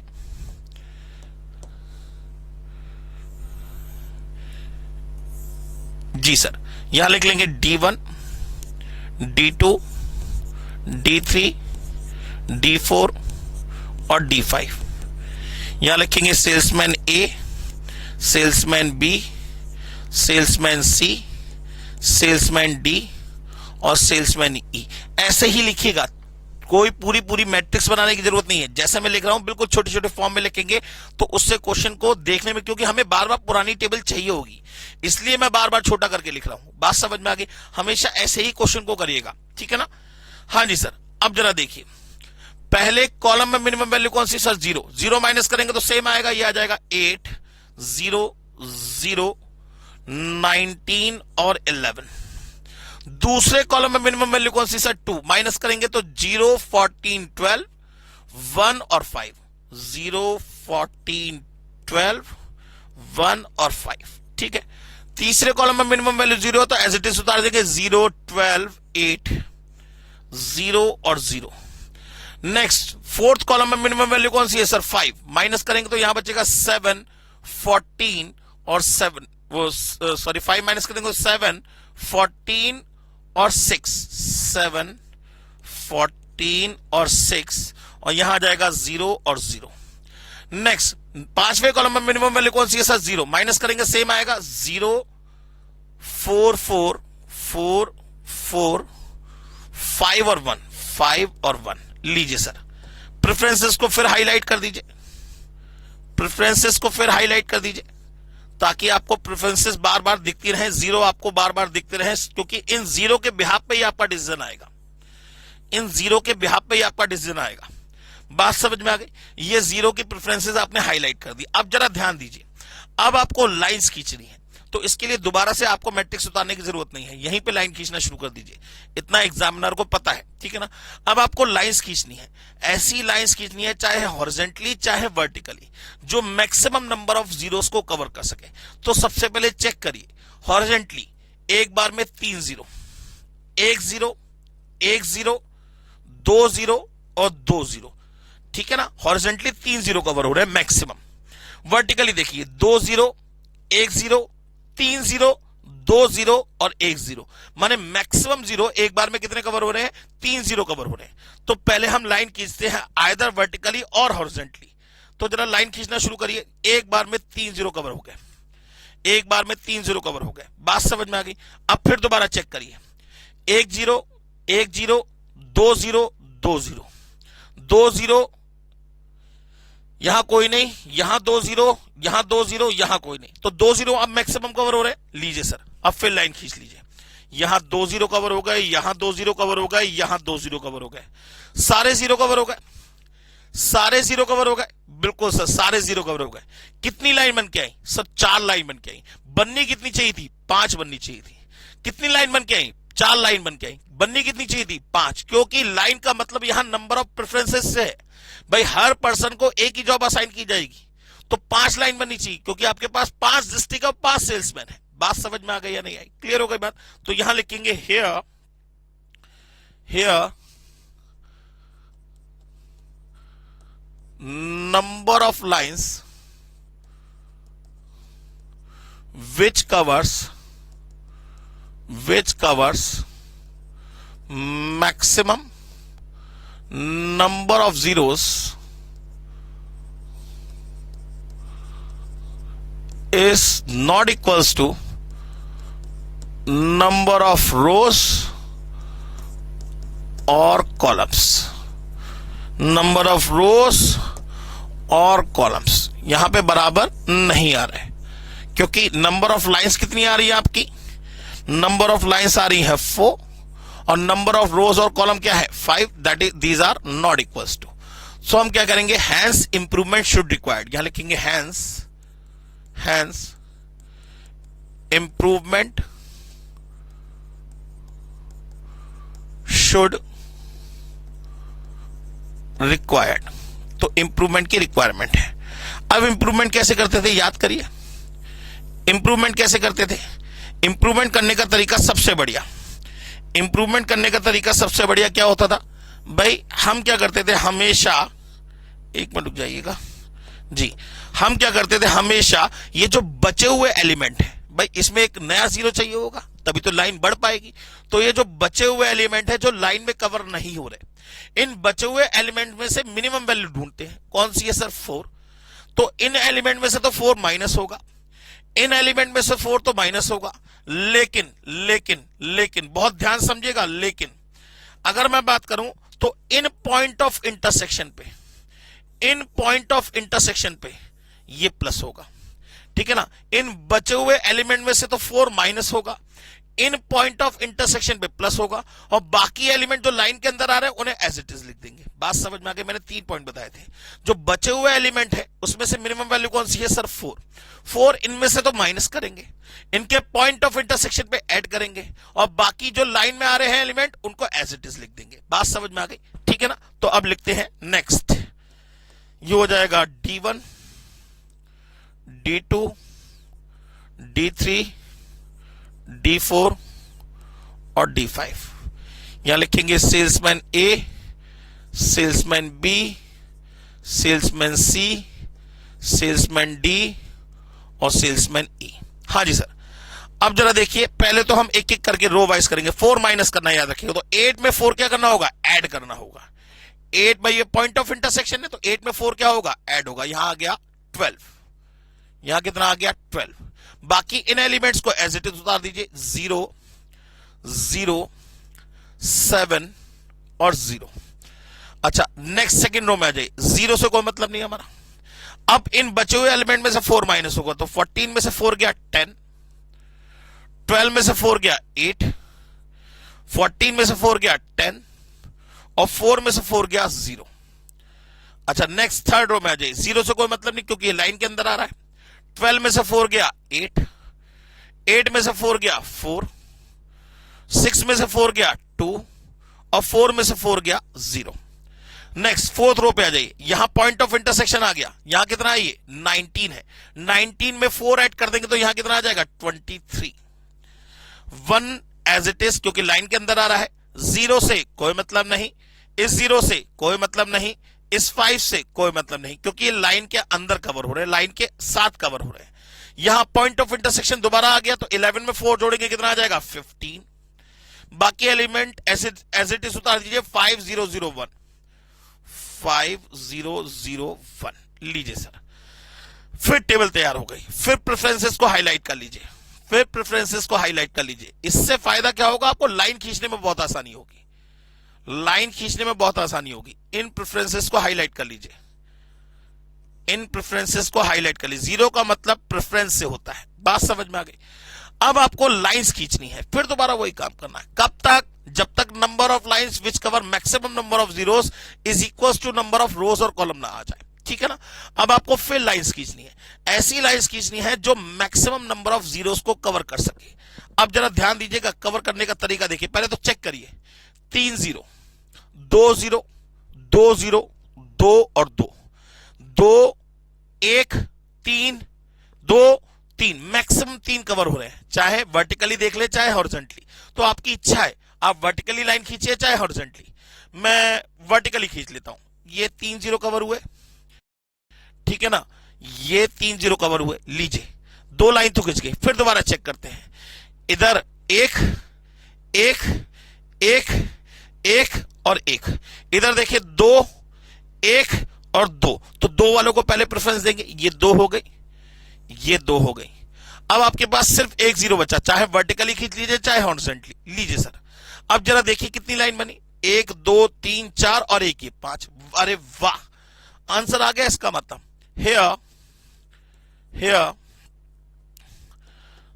number of lines which covers maximum number of zeros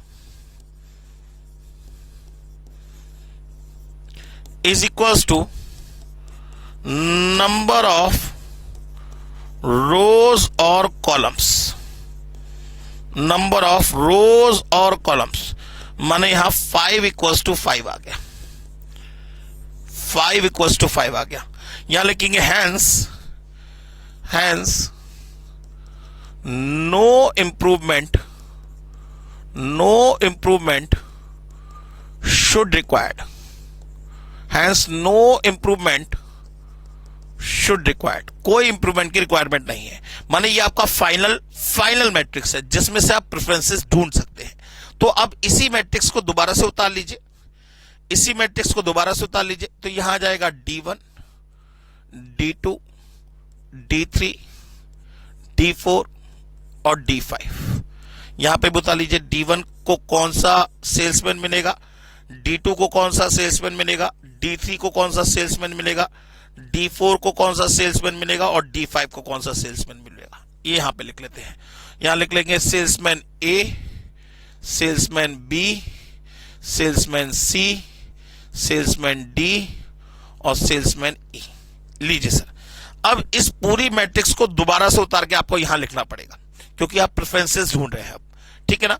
तो यहां आ जाएगा 12, यहां आ जाएगा 0 0 7 0, फिर आ जाएगा 0 10 8 और 10 0। नेक्स्ट आ जाएगा 0 8 4 2, 0 8 4 2 और 0। नेक्स्ट आ जाएगा 23 1 0 0 5। नेक्स्ट आ जाएगा 15 5 0 0 1। लीजिए सर, ये आ गया। अब प्रेफरेंसेस को फिर हाईलाइट कर लीजिए, देखिए उससे फायदा क्या होगा आपका, ये आपको खुद समझ में आ जाएगा। ये प्रेफरेंसेस है, ये आपके प्रेफरेंसेस है,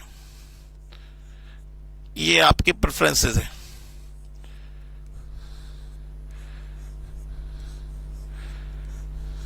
लीजिए सर, ये हाईलाइट हो गई। अब जरा प्रेफरेंस देखिए, कौन से डिस्ट्रिक्ट के लिए कौन सा सेल्समैन अपॉइंट किया जाएगा, किस डिस्ट्रिक्ट के पास कितने सेल्समैन की चॉइसेस हैं, या किस सेल्समैन के पास कौन कौन से डिस्ट्रिक्ट की चॉइसेस है, प्रेफरेंसेस हैं, हम उसकी बात करेंगे। तो अगर हम D1 के रेस्पेक्ट में देखें तो D1 के पास 3 प्रेफरेंसेस हैं, एक तो सेल्समैन B, एक सेल्समैन C और एक सेल्समैन E। D2 के पास 2 प्रेफरेंसेस है, सेल्समैन A और सेल्समैन E। D3 के पास भी 2 प्रेफरेंसेस है, सेल्समैन A और सेल्समैन E। D4 के पास भी 2 प्रेफरेंसेस है, सेल्समैन C और सेल्समैन D। D5 के पास भी 2 प्रेफरेंसेस है, सेल्समैन C और सेल्समैन D। तो हमारा डिस्ट्रिक्ट वाइज तो काम नहीं चल रहा। अब हम क्या करेंगे, वर्टिकल देखना शुरू करेंगे, कॉलम वाइज देखेंगे। तो सेल्समैन A के पास 2 प्रेफरेंसेस है, डिस्ट्रिक्ट 2 और डिस्ट्रिक्ट 3। अब देखिए सेल्समैन के बिहाफ पे बात कर रहा हूं मैं। सेल्समैन B के पास सिर्फ एक ही प्रेफरेंस है, सेल्समैन B के पास सिर्फ एक ही प्रेफरेंस है, कौन सी सर, डिस्ट्रिक्ट A। माने डिस्ट्रिक्ट ए किसी और को अलॉट नहीं किया जाएगा। डिस्ट्रिक्ट ए के लिए कौन सा अलॉटमेंट होगा, सेल्समैन बी का होगा। तो यहां लिख दिया सेल्समैन बी, यहां लिख दिया सेल्समैन बी। बात समझ में आ गई। सेल्समैन बी का तो पत्ता साफ हो गया और डिस्ट्रिक्ट 1 का भाई पत्ता साफ हो गया, बात खत्म हो गई। अब रह गए 4 डिस्ट्रिक्ट और 4 सेल्समैन, ठीक है ना। वही कौन सी शोले वाली कहानी, कितनी गोली है और कितने आदमी है, तो गोली और आदमी बराबर होनी चाहिए। बात समझ में आ गई। अब फिर दोबारा देखते हैं, पहले रो वाइज देखें। रो वाइज देखें तो D1 तो खत्म हो गया, D2 के पास अभी भी 2 चॉइस, D3 के पास अभी भी 2 चॉइस, D4 के पास भी 2 चॉइस और D5 के पास भी 2 चॉइस।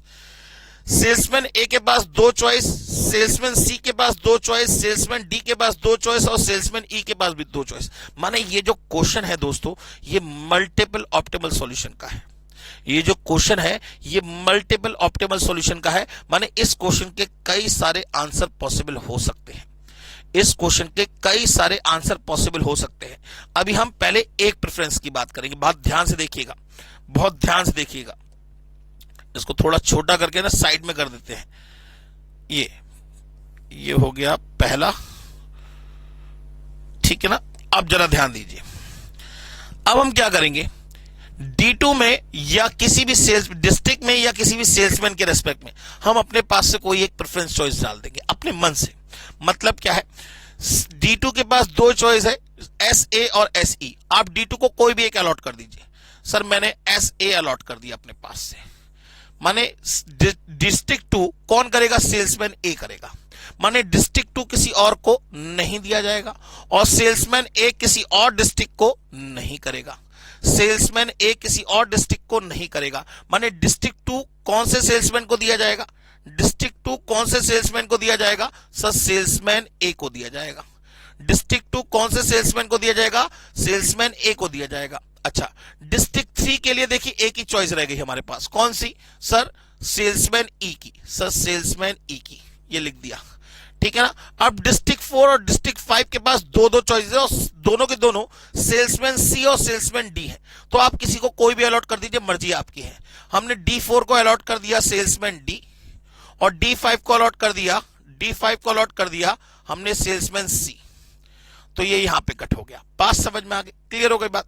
तो D4 किसको अलॉट किया गया, सेल्समैन डी को, और D5 किसको अलॉट किया गया, सेल्समैन सी को। अब जरा देखिएगा, आप चाहे दोनों को अगर चेंज भी करते तब भी आंसर सेम आता। मल्टीपल ऑप्टिमल सॉल्यूशन जरूर है लेकिन आंसर सेम आएगा, आंसर सेम आएगा। अब जरा देखिए, ये क्या था, ये अलॉटमेंट हो गई, ये क्या हो गई आपकी अलॉटमेंट। अब जरा देखिए, हम बात करेंगे, हमें क्या करना था क्वेश्चन के अंदर, हमें पता करना था इसका मैक्सिमाइज रेवेन्यू। तो रेवेन्यू तो इसमें से देखेंगे ना, ये तो हमारी कॉस्ट मैट्रिक्स चल रही है। रेवेन्यू तो ओरिजिनल मैट्रिक्स में से देखेंगे ना, ये तो हमने कॉस्ट में कन्वर्ट किया था। क्यों, क्योंकि असाइनमेंट का काम है हमेशा कॉस्ट को मिनिमाइज करना या टाइम को मिनिमाइज करना। यहां पे पूछा है मैक्सिमम रेवेन्यू, तो रेवेन्यू तो इसमें से ही देखेंगे। तो अब जरा देखिए D1 में, D1 किसको मिला, सेल्समैन बी को। तो D1 किसको मिला, सेल्समैन बी को। तो कितना प्रॉफिट जनरेट करके दे रहा है, कितना प्रॉफिट जनरेट करके दे रहा है, 38 क्या 1000। कितना प्रॉफिट जनरेट करके दे रहा है, 38,000। तो यहां प्रॉफिट कितना हो जाएगा, दैट इज ₹38,000 का रेवेन्यू जनरेट होगा। ₹38,000 का क्या होगा, रेवेन्यू जनरेट होगा। D2 किसे मिला, सेल्समैन ए को। D2 मिला सेल्समैन ए को, D2 मिला सेल्समैन ए को। तो माने ये कितना प्रॉफिट जनरेट करके देगा, सर 40 क्या 1000। तो यहां 40,000 का रेवेन्यू जनरेट होगा, ₹40,000, ₹40,000। D3 किसे मिला सर? सेल्समैन ई को। D3 किसे मिला सर? सेल्समैन ई को, सेल्समैन ई सर 37 क्या? 37,000, तो ये हो गया ₹37,000। D4 किसे मिला? सेल्समैन डी को। D4 किसे मिला? सेल्समैन डी को, कितना प्रॉफिट जनरेट हुआ सर? 36 क्या? 1000, तो यहां आंसर कितना आ जाएगा? ये 36,000। D5 किसे मिला? सेल्समैन सी को। D5 किसे मिला? सेल्समैन सी को माने कितना प्रॉफिट जनरेट हुआ? 40 क्या? 1000, तो यहां लिख दीजिए 40,000, ₹40,000। तो आपका टोटल प्रॉफिट कितना आ जाएगा? इसको जोड़ लीजिए, 78 और 7 85, 115, 121, 151 और 40 माने ₹191,000 का क्या होगा? मैक्सिमम रेवेन्यू जनरेट होगा, अब ये तो पहला सॉल्यूशन है, सॉल्यूशन नंबर वन, सही है ना? अब इसके और भी सॉल्यूशन निकल सकते हैं, तो और ऑप्टिमल सॉल्यूशन और भी निकाल सकते हैं, ऑल्टरनेटिव सॉल्यूशन। यहां लिखेंगे ऑल्टरनेटिव सॉल्यूशन। तो अब हमें इस पूरी मैट्रिक्स को दोबारा तोड़ना पड़ेगा। ये तो हमारा सॉल्यूशन नंबर 1 आया, और हमारे हिसाब से मैक्सिमम रेवेन्यू हमेशा कितना होगा? 1,91,000 होगा। हमेशा मैक्सिमम रेवेन्यू कितना होगा? 1,91,000 होगा। अब इस वाली मैट्रिक्स को दोबारा सुधार लीजिए, अब प्रेफरेंसेस को आपको चेंज करना पड़ेगा, ठीक है ना? आइए शुरुआत करते हैं। तो यहां लिखते हैं D1, D2, D3, D4, D5। Salesman A, salesman B, salesman C, salesman D और सेल्समैन E। वैल्यूज 12, 0, 0, 7 और 0, 12, 0, 0, 7 और 0, 0, 10, 8, 10, 0, 0, 10, 8, 10 और 0, 0, 8, 4, 2, 0, 0, 8, 4, 2, 0, 23, 1, 0, 0, 5, 23, 1, 0, 0, 5, 15, 5, 0, 0, 1, 15, 5, 0, 0, 1। और जो प्रेफरेंसेस हैं उनको हाईलाइट कर दीजिए, जो प्रेफरेंसेस हैं उनको हाईलाइट कर दीजिए।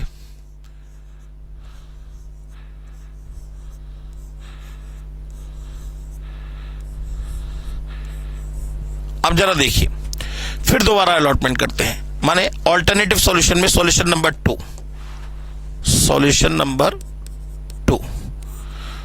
तो यहां लिख लेते हैं D1 किसको अलॉट किया जाएगा, D2 किसे अलॉट किया जाएगा, D3 किसे अलॉट किया जाएगा, D4 किसे अलॉट किया जाएगा और D5 किसे अलॉट किया जाएगा। देखिए एक ही साथ दो क्वेश्चन हो गए, एक तो मैक्सिमाइजेशन हो गया और साथ में ऑल्टरनेटिव सॉल्यूशन का भी आपका क्वेश्चन साथ ही साथ सॉल्व हो जाएगा। माने जहां कहीं भी आपके पास एक से ज्यादा प्रेफरेंसेस आना शुरू हो जाए तो हमेशा मान लीजिएगा उसके ऑल्टरनेटिव सॉल्यूशन निकल सकते हैं। बात समझ में आ गई? अब जरा देखिए, सेल्समैन बी के पास सिर्फ एक ही चॉइस रहेगी, सेल्समैन बी के पास सिर्फ एक ही चॉइस रहेगी, कौन सी वाली सर? कौन सी वाली? सिर्फ और सिर्फ D1 वाली।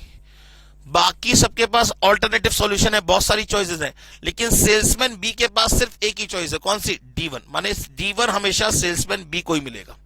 अब इसकी सीध में जो भी 0 आ रहा है कट कर दीजिए, ये कट कर दिया। अब जरा देखिएगा, D2 के पास 2 चॉइस, D3 के पास 2 चॉइस, D4 के पास 2 चॉइस और D5 के पास 2 चॉइस। हमने पिछली बार D2 किसे अलॉट किया था? SA को। अब हम इस बार D2 जो है SE को अलॉट कर देते हैं। D2 जो है वो SE को अलॉट कर देते हैं यहां पे, SE को। तो इसकी सीध में जो भी जीरो आ रहा होगा कट कर देंगे, ये कट हो गया। माने D3 के पास चॉइस कौन सी हो गई? SA वाली। D3 के पास चॉइस कौन सी हो गई? SA वाली। D3 के पास कौन सी चॉइस हो गई? SA वाली। यहां पे अभी भी टाई हो रहा है, यहां पे अभी भी टाई हो रहा है, माने इसमें फिर दोबारा अल्टरनेटिव सॉल्यूशन बन सकते हैं। बात समझ में आ गई या नहीं है? तो अब D4 के पास कोई भी एक चॉइस ले लेते हैं SC की, तो ये कट हो जाएगा, ये भी कट हो जाएगा, और D5 की एक चॉइस हो गई SD की।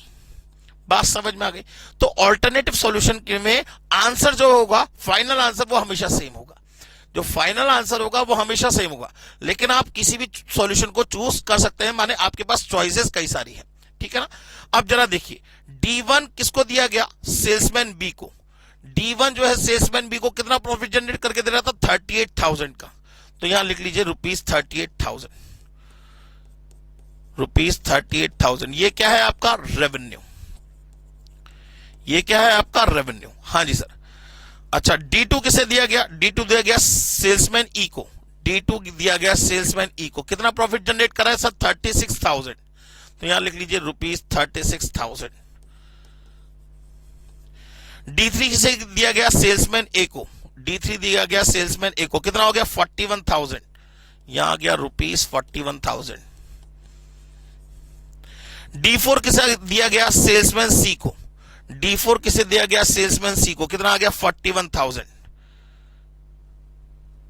सेल्समैन सी को 41,000, बिल्कुल ठीक। यहां आ गया ₹41,000। और D5 किसे दिया गया? सेल्समैन डी को। D5 दिया गया सेल्समैन डी को। कितना आ गया? 35,000। यहां आ गया ₹35,000। अब जरा देखिए, टोटल प्रॉफिट की बात करें, टोटल रेवेन्यू की बात करें, तो कितना होगा? जरा इसे ऐड कर लीजिए।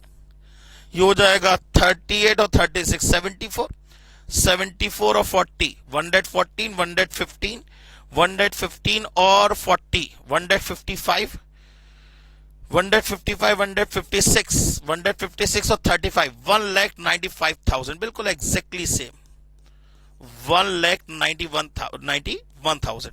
ये क्या आ गया आपका? मैक्सिमम रेवेन्यू आ गया। ये क्या आ गया आपका? मैक्सिमम रेवेन्यू आ गया। माने आप यहां पे आप क्या कर सकते हैं? जॉब चेंज जरूर कर सकते हैं। माने डिस्ट्रिक्ट के पास अलग अलग, डिस्ट्रिक्ट बी के पास सिर्फ एक ही चॉइस है, बाकी सबके पास ऑल्टरनेटिव सॉल्यूशन है। बात समझ में आ गई? और इस कंडीशन में मैक्सिमम रेवेन्यू आपका सेम रहेगा। बात समझ में आ गई? चलिए, अब दोस्तों हम लोग नेक्स्ट क्वेश्चन की बात लेके चलते हैं। जरा ध्यान से देख के चलिएगा। नेक्स्ट क्वेश्चन बिल्कुल सेम है, जैसे अभी तक आप क्वेश्चन करते हुए आ रहे थे, बिल्कुल सेम है। इस क्वेश्चन में एक छोटी सी प्रॉब्लम क्या है, बहुत ध्यान से देखिए। आपके पास 5 रो है और 4 कॉलम है, माने इस क्वेश्चन को डायरेक्टली आगे नहीं बढ़ा सकते। That is also a special type of assignment problem, जिसे हम बोलते हैं अनबैलेंस असाइनमेंट प्रॉब्लम। मैं आपको कोई याद नहीं कराना चाह रहा, मैंने आपको शुरुआत में ही बता दिया था। असाइनमेंट का मतलब होता है कौन सा जॉब किस पर्सन को दिया जाए। तो हमेशा जितनी जॉब्स होंगी उतने ही नंबर ऑफ पर्सन भी होने चाहिए, या जितने नंबर ऑफ पर्सन है उतनी ही जॉब भी होनी चाहिए, तभी आप असाइनमेंट के क्वेश्चन को आगे बढ़ा सकते हो। अदरवाइज असाइनमेंट के क्वेश्चन को आगे नहीं बढ़ाया जा सकता। अब जरा ध्यान दीजिए, यहां पे ये कह रहा है अ सिटी कॉर्पोरेशन। पहले क्वेश्चन को पूरा पढ़ लेते हैं। ये बात तो हमें समझ में आ गई कि यहां पे 5 रो है और जबकि 4 कॉलम है, माने एक कॉलम हमें अपने पास से डमी क्रिएट करना पड़ेगा। अब क्वेश्चन कह रहा है अ सिटी कॉर्पोरेशन है decided to carry out road repairs on 4 main arteries of the city. The government has agreed to make a special grant of ₹50 lakh towards the cost with a condition that the repairs must be done at the lowest cost. माने 50 लाख रुपए ये इनको दिए गए और उनसे कहा गया भाई असाइनमेंट तो मिल जाएगा, कोई दिक्कत नहीं, लेकिन लोएस्ट कॉस्ट पे काम होना चाहिए। किस पे काम होना चाहिए? लोएस्ट कॉस्ट पे काम होना चाहिए, ठीक है ना। अब जरा देखिए, वो कह रहा है एंड द क्विकेस्ट टाइम, और टाइम भी कम से कम लगना चाहिए। If condition warrant then a supplementary token grant will also be considered favourably. The corporation has floated tender and 5 contractor participated in bidding. माने 5 कॉन्ट्रैक्टर ने बिडिंग डाली और आपके पास 4 रोड को सही करने का कॉन्ट्रैक्ट था, ठीक है ना। In order to expedite work one road will be awarded to one contractor. इसने कहा एक रोड सिर्फ एक ही कॉन्ट्रैक्टर ठीक करेगा, माने एक रोड एक ही कॉन्ट्रैक्टर ठीक करेगा। अब कॉन्ट्रैक्टर कितने आए? 5। नंबर ऑफ रोड रिपेयर कितनी करनी है? 4। तो हम इसमें एक डमी रोड क्रिएट कर देंगे, क्योंकि ये बात पहले ही हो चुकी है कि एक कॉन्ट्रैक्टर को एक ही रोड ठीक करने का मौका मिलेगा। माने जो 5वीं रोड होगी वो हम अपने पास से डमी बनाएंगे, जिसकी कोई कॉस्ट नहीं होगी, जिसकी कॉस्ट क्या होगी? 0। बात समझ में आ गई? हाँ जी। The following matrix of the cost of repairs, माने ये जो वैल्यूज दे रखी है कॉस्ट की दे रखी है, रेवेन्यू की नहीं दे रखी। अगर ये रेवेन्यू का क्वेश्चन होता तो माने उस कंडीशन में हमें क्या करना पड़ता? रेवेन्यू को मैक्सिमाइज करना पड़ता। और रेवेन्यू को मैक्सिमाइज करने के लिए हम क्या करते हैं? इस पूरी मैट्रिक्स में जो सबसे बड़ी वैल्यू होती है उसमें से इन सभी वैल्यू को माइनस करते हैं। लेकिन ये क्वेश्चन सीधे सीधे कॉस्ट मैट्रिक्स का, यहां लिखा हुआ है कॉस्ट ऑफ रिपेयर, माने इस क्वेश्चन को हम डायरेक्टली करना शुरू करेंगे। बस इसमें एक दिक्कत है कि यहां नंबर ऑफ रोज ज्यादा है, नंबर ऑफ कॉलम कम है, तो हम अपने पास से सबसे पहले एक डमी कॉलम क्रिएट करेंगे। अब इन 3 क्वेश्चन का आपको आंसर देना है, तो आप जैसे क्वेश्चन करते थे बिल्कुल एग्जैक्टली सेम वे में करना शुरू कर दीजिए। तो यहां लिखेंगे फर्स्ट ऑफ ऑल सॉल्यूशन में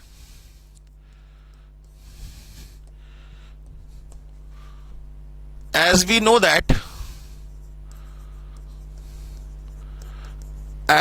that the assignment problem, the given assignment problem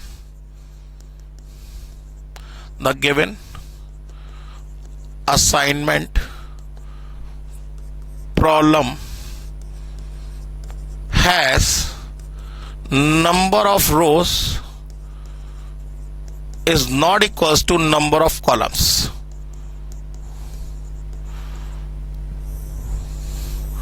So we should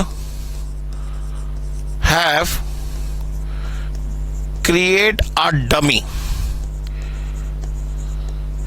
ठीक है ना? तो हमें एक डमी क्रिएट करनी पड़ेगी, किसमें? कॉलम में, इन कॉलम, ठीक है ना? बात समझ में आ गई? अब सबसे पहले contractor A B C D E यहां लिख लेते हैं। Contractor A, contractor B, contractor C, contractor D, contractor E. और रोड कौन कौन सी है? ए 1 2 3 4। तो road number 1, road number 2, road number 3, road number 4 और रोड नंबर 5 ये हमने डमी क्रिएट करी है। रोड नंबर 5 ये हमने डमी क्रिएट करी है, डमी। बात समझ में आ गई? अब इन सारी वैल्यूज को एज इट इज उतार दीजिए। क्या हो जाएगा? ये वैल्यूज क्या क्या है जरा ध्यान दीजिए। 9 7 9 10 10, 9 7 9 10 और 10, 14 17 18, 14 17 18, 12 और 15, 12 और 15। नेक्स्ट 19 20 21, 19 20 21, 18 और 21, 18 और 21। नेक्स्ट 15 19 18, 15 19 18, 19 और 16, 19 और 16। और ये डमी है तो इसकी कॉस्ट क्या होगी? 0 होगी। इसकी कॉस्ट क्या होगी? 0 होगी। ये आपकी पहली मैट्रिक्स तैयार हो गई। अब आप जैसे क्वेश्चन करते थे बिल्कुल एग्जैक्टली सेम वे में करेंगे। क्या करेंगे? पहले हर रो में से मिनिमम वैल्यू माइनस करेंगे, फिर हर कॉलम में से मिनिमम वैल्यू माइनस करेंगे, फिर लाइंस खींचेंगे। वो जो लाइंस है वो क्या करनी चाहिए? मैक्सिमम नंबर ऑफ जीरोस को कवर करना चाहिए, चाहे वर्टिकली खींचिए चाहे हॉरिजॉन्टली खींचिए। और जो नंबर ऑफ लाइंस बन के आएंगी वो हमेशा नंबर ऑफ रोज और नंबर ऑफ कॉलम्स के बराबर होनी चाहिए। अगर आ गई तो आप प्रेफरेंसेस ढूंढेंगे, नहीं आई तो इंप्रूवमेंट करेंगे। बात समझ में आ गई दोस्तों? तो चलिए अब स्टेप 1। अगर स्टेप 1 देखा जाए तो हर एक रो में मिनिमम वैल्यू कितनी है? 0 है, तो माइनस करने का कोई मतलब ही नहीं, सेम मैट्रिक्स उतर के आएगी। माने यहां पे लिख देंगे, यहां लिखेंगे here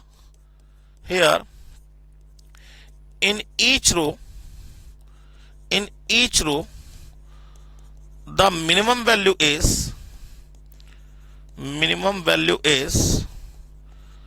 0. So if we subtract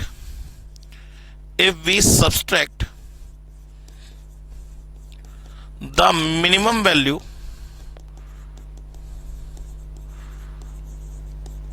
of each row to to its respective element,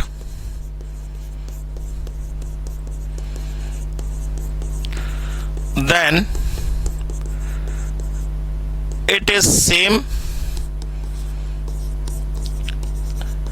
as our matrix।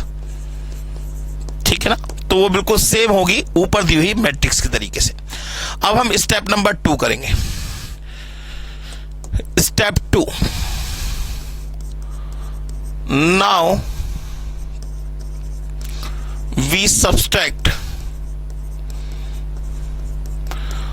The minimum value of each column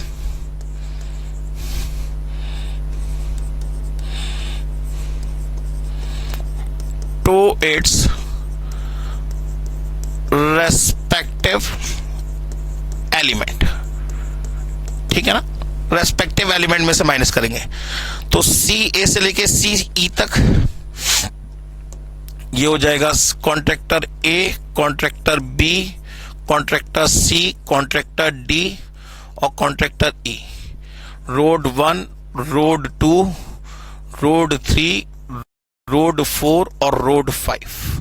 हाँ जी सर, कॉलम में से पहले कॉलम में मिनिमम वैल्यू, देखिए पहला स्टेप तो हो गया, हर एक रो में मिनिमम वैल्यू 0 है, माइनस करेंगे सेम आ जाएगा, तो हमें उस स्टेप को लिखने की जरूरत नहीं है। अब हम कॉलम में से मिनिमम वैल्यू माइनस करते हैं, तो पहले कॉलम में मिनिमम वैल्यू कितनी है सर 7, सभी में से 7 माइनस करेंगे, बचेगा 20233 20233 202 और 3। दूसरे कॉलम में आ जाए, दूसरे कॉलम में मिनिमम वैल्यू कौन सी सर 12 माइनस करेंगे तो बचेगा 256 और 3 25603 256 और 3। तीसरे कॉलम में आ जाए, मिनिमम वैल्यू कौन सी सर 18, तो यहां बचेगा 1 2 3 0 और 3 1 2 3 0 और 3। नेक्स्ट चौथे कॉलम में आ जाए, मिनिमम वैल्यू कौन सी सर 15, तो 0 4 3 4 और 1 0 4 3 4 और 1।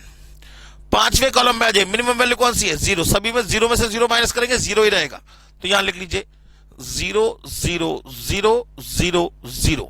लीजिए सर, प्रेफरेंसेस को नोट डाउन कर लीजिए, क्योंकि प्रेफरेंसेस अब हमें क्या खींचनी है, लाइंस खींचनी है। और कैसी लाइंस खींचनी है, जो मैक्सिमम नंबर ऑफ जीरोस को कवर कर सके, जो मैक्सिमम नंबर ऑफ जीरोस को कवर कर सके। अब देखिए थोड़ा सा मैंने ना स्टेप कम से कम लिखे, आपको भी ज्यादा स्टेप लिखने की जरूरत नहीं है, बात समझ में आ गई। आइदर वर्टिकली और हॉरिजॉन्टली। हाँ जी सर, यहां पे 2 0 2 0 1 0 3 0 1 0, लेकिन यहां पे दिख रहे हैं 5 0, तो सबसे पहले तो यही लाइन खींच लें, एक बार में 5 0 कवर हो गए। अब जरा देखिए 1 0 1 0 2 0, तो यहां पे 2 0 कवर हो रहे, ये लाइन भी खींच दी सर। अब ये 2 0 बचे, तो ये भी खींच दी और ये भी खींच दी। कितनी लाइन बन के आई सर 4, बननी कितनी चाहिए थी सर 5। माने इंप्रूवमेंट की रिक्वायरमेंट है, माने इंप्रूवमेंट की रिक्वायरमेंट है, तो यहां लिखेंगे hair number of lines which covers maximum number of zeros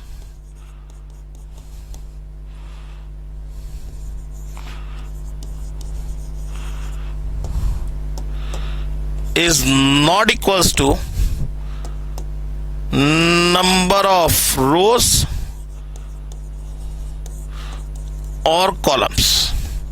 क्योंकि लाइन साइज आपके पास कितनी, लाइन साइज 4 और ये है 5, तो these are not equals to, these are not equals to. माने यहां लिखेंगे हैंस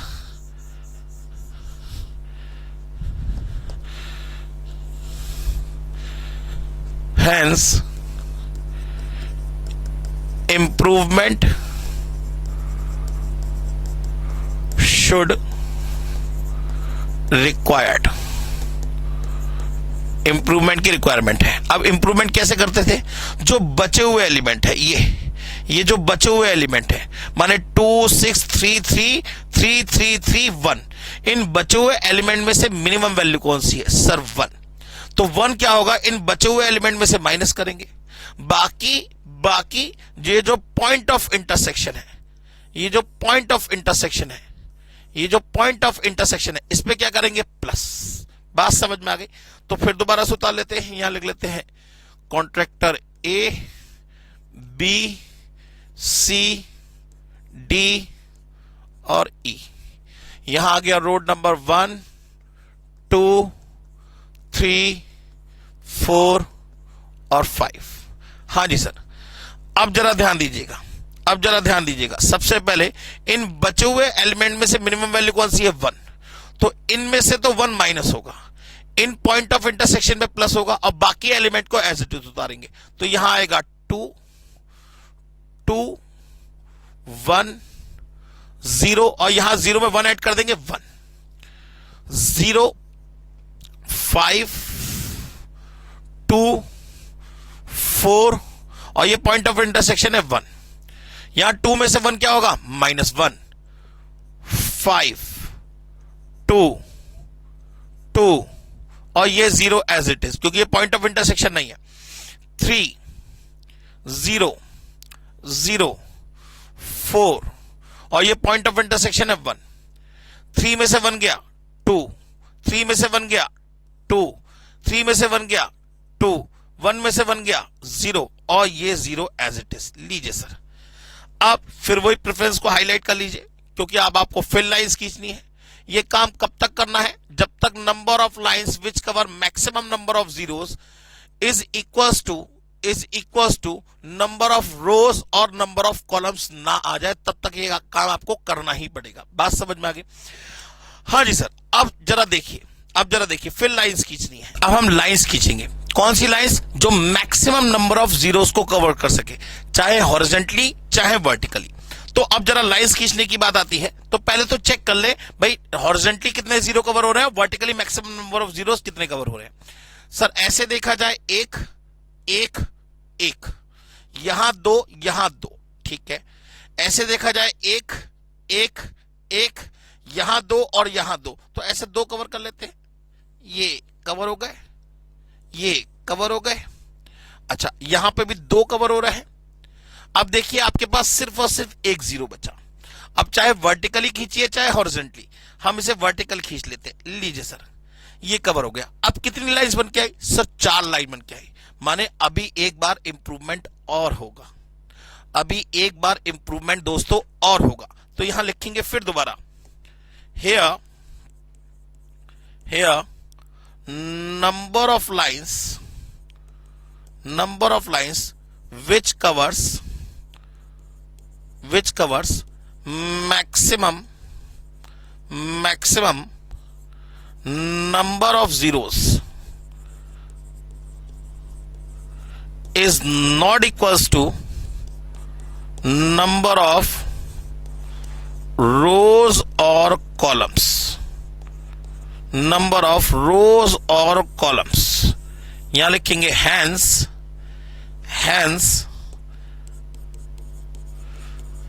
further improvement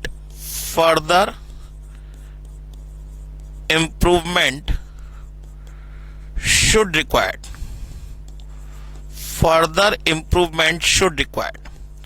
अब इंप्रूवमेंट कैसे करते थे? जो बचे हुए एलिमेंट है, माने 2 1 5 2 5 2 2 2, इन बचे हुए एलिमेंट में से मिनिमम वैल्यू कौन सी सर? 1। मिनिमम वैल्यू कौन सी सर? 1। तो ये जो 1 है इन बचे हुए एलिमेंट में से तो माइनस होगा, और इन पॉइंट ऑफ इंटरसेक्शन पे ये क्या होगा? प्लस होगा। इन पॉइंट ऑफ इंटरसेक्शन पे तो प्लस होगा और बचे हुए एलिमेंट में से माइनस होगा, और जो एलिमेंट लाइन के अंदर आ रहे हैं उनको कुछ नहीं करेंगे। तो अब जरा फटाफट से लिखना शुरू कर दीजिए। हाँ जी सर, रो वाइज लिखेंगे। तो बचे हुए एलिमेंट में से मिनिमम वैल्यू कौन सी है? 1। 1 माइनस करेंगे तो 2 1 0 0 और 1।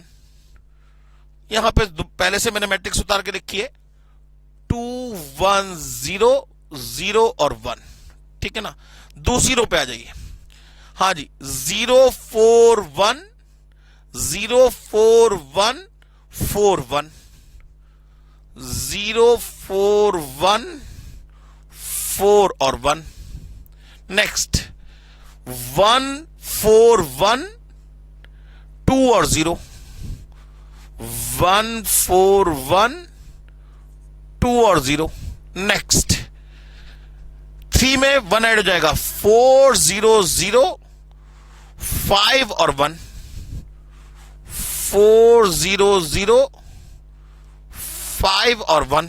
नेक्स्ट 2 कवर हो चुका है, 21100 2110 और 0। अब फिर दोबारा लाइन खींच के देखेंगे, भाई कैसी लाइंस खींचेंगे जो मैक्सिमम नंबर ऑफ जीरोस को कवर कर सके। तो पहले हम प्रेफरेंसेस को हाईलाइट कर देते हैं, ये लीजिए, दीज आर द प्रेफरेंसेस, ये प्रेफरेंसेस है। हाँ जी सर, अब जरा देखिएगा, आपको ऐसी लाइंस ड्रॉ करनी है जो मैक्सिमम नंबर ऑफ जीरोस को कवर कर सके, चाहे हॉरिजॉन्टली चाहे वर्टिकली। चलिए आइए लाइन खींचने की बात करते हैं। हाँ जी सर, ऐसे 1 1 1 2 2 2 1 2 1 1, तो ऐसे कवर कर लेते हैं। ये हो गई 2 लाइन कवर हो गई, 2 0 कवर हो गए, यहां 2 0 कवर हो गए। अब सर यहां पे 1 ही 0 कवर होगा, यहां पे भी 1 0 कवर होगा, यहां पे भी 1 0 कवर होगा। बात समझ में आ गई? कितनी लाइन बन गई सर? 5 लाइन बन गई। कितनी लाइन बन गई सर? 5 लाइन बन गई। तो क्या फर्दर इंप्रूवमेंट की रिक्वायरमेंट होगी? सर नहीं होगी। तो यहां लिख लीजिए here number of lines which covers maximum number of zeros is equals to number of rows or columns, माने 5 is equals to 5। यहां लिखेंगे hence no improvement should required, hence no improvement should required। अब हम क्या करेंगे, सीधे सीधे इस फाइनल मैट्रिक्स को उतार लेंगे और अब हम क्या देंगे, प्रेफरेंसेस देंगे, ठीक है ना। तो यहां लिखेंगे CA CB CC CD और CE, R1 R2 R3 R4 और R5। अब इन सारी वैल्यूज को एज इट इज उतार देंगे। ये हो जाएगा 210 और 11 04 141 14120 40051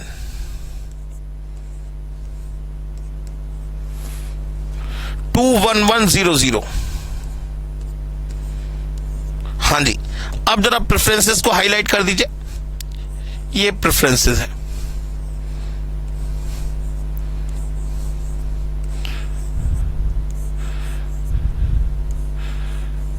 लीजिए सर, ये प्रेफरेंसेस हाईलाइट हो गई। अब आपको अलॉटमेंट करनी है, बहुत ध्यान से अलॉटमेंट करिएगा। CA कॉन्ट्रैक्टर ए के पास कौन सी प्रेफरेंस है? सिर्फ और सिर्फ R3। तो यहां लिख लेते हैं कॉन्ट्रैक्टर 1 को कौन सी मिलेगी रोड, कॉन्ट्रैक्टर 2 को कौन सी मिलेगी, कॉन्ट्रैक्टर 3 को कॉन्ट्रैक्टर ABC है, कॉन्ट्रैक्टर A को कौन सी मिलेगी, कॉन्ट्रैक्टर B को कौन सी मिलेगी, कॉन्ट्रैक्टर C को कौन सी मिलेगी, कॉन्ट्रैक्टर D को कौन सी मिलेगी और कॉन्ट्रैक्टर E को कौन सी मिलेगी। तो कॉन्ट्रैक्टर A के पास सिर्फ एक ही चॉइस है, कौन सी? R3। कौन सी है? R3। माने R3 किसी और कॉन्ट्रैक्टर को अलॉट नहीं की जाएगी, R3 किसी और कॉन्ट्रैक्टर को अलॉट नहीं की जाएगी। अच्छा, कॉन्ट्रैक्टर B के पास सिर्फ एक ही चॉइस है, कौन सी? R1। कौन सी चॉइस है? सिर्फ R1। माने R1 किसी और को अलॉट नहीं की जाएगी, माने इसके हॉरिजॉन्टली और वर्टिकली में अगर कोई जीरो आ रहा होता तो हम उसे काट देते। कॉन्ट्रैक्टर सी के पास सिर्फ एक ही चॉइस है, कौन सी? R5। R5 तो इसे कट कर दे, ये हो गया R5। कॉन्ट्रैक्टर डी के पास सिर्फ एक ही चॉइस बची, कौन सी? R2, यहां लिख लिया R2। और कॉन्ट्रैक्टर ई के पास सिर्फ एक चॉइस बची, कौन सी? Sir R4। सर R4, ये आ गई चॉइसेस, बस बात खत्म। अब सी ए अगर R3 को पूरा करेगा तो ओरिजिनल मैट्रिक्स में चले जाइए। सी ए अगर R3 को पूरा करेगा तो कितने रुपए की कॉस्ट आएगी सर? 19 रुपए की कॉस्ट आएगी। कितने रुपए की कॉस्ट आएगी सर? लाख है ये, 19 लाख रुपए की कॉस्ट आएगी। तो यहां लिख लेंगे 19 लाख, यहां लिख लेंगे रुपीस इन 19 लाख, या लिख लेते हैं इन लैक्स। तो ये आएगी 19 रुपीस की, 19 लाख की कॉस्ट। सी बी कौन सी रोड को पूरा करेगा सर? R1 को। सी बी R1 को पूरा कर रहा है तो कितने रुपए की कॉस्ट आती है? 7 लाख रुपए की कॉस्ट। तो यहां लिख लेते हैं 7 लाख रुपीस की कॉस्ट आएगी, ठीक है ना। सी कौन सी रोड को पूरा करेगा? रोड नंबर 5 को। सी जो कॉन्ट्रैक्टर सी है वो रोड नंबर 5 एग्जिस्ट ही नहीं करती, तो 0 रुपीस की कॉस्ट आएगी। तो 0 रुपीस की कॉस्ट आएगी। सी डी कौन सी रोड को पूरा करेगा? R2 को। सी डी R2 को पूरा करेगा तो 12 क्या? 12 लाख रुपए की कॉस्ट आएगी, 12 लाख रुपए की कॉस्ट आएगी। और सीई कौन सी रोड को पूरा करेगा सर? R4 को। सीई R4 को कितने रुपए की कॉस्ट आएगी सर? 21 क्या? लाख रुपीस की कॉस्ट आएगी, 21 लाख रुपीस की कॉस्ट आएगी। तो टोटल कॉस्ट कितनी हो जाएगी जरा जोड़ लीजिए। 1907 26, 2612 38 और 39 ऑफ 20 59 रुपीस, 59 लाख रुपीस की टोटल कॉस्ट आएगी रुपीस की। अब आइए दोस्तों देखते हैं क्वेश्चन में आपसे क्या क्या पूछा गया है। हाँ जी सर, जरा ध्यान दीजिए। हाँ जी सर, सबसे पहला पार्ट, जो पहला पार्ट पूछा गया है, find the best way of assigning the repair work to the contractor and the total cost. माने कौन सा रिपेयर वर्क, कौन सी रोड किस कॉन्ट्रैक्टर को दी जाएगी, इसके लिए आपको असाइनमेंट प्रॉब्लम के थ्रू इसका सॉल्यूशन बताना है, जो हम कर चुके हैं। यहां पे लिख देंगे कॉन्ट्रैक्टर ए को मिलेगी रोड नंबर 3, कॉन्ट्रैक्टर बी को मिलेगी रोड नंबर 1, कॉन्ट्रैक्टर सी को मिलेगी रोड नंबर 5। जरा ध्यान दीजिए, क्या ये रोड नंबर 5 एग्जिस्ट करती है? क्या ये रोड नंबर 5 एग्जिस्ट करती है? ये रोड नंबर 5 तो हमने बनाई थी डमी। माने देखा जाए जो कॉन्ट्रैक्टर सी है इसे मिलेगी रोड नंबर 5, कॉन्ट्रैक्टर सी को मिलेगी रोड नंबर 5 जो कि डमी है। इसका मतलब कॉन्ट्रैक्टर सी को कोई कॉन्ट्रैक्ट नहीं मिलेगा। इसमें क्वेश्चन में जरूर पूछेगा कि कौन सा ऐसा कॉन्ट्रैक्टर है जिसे कोई कॉन्ट्रैक्ट नहीं मिलेगा, तो आप लिख देंगे कॉन्ट्रैक्टर नंबर सी।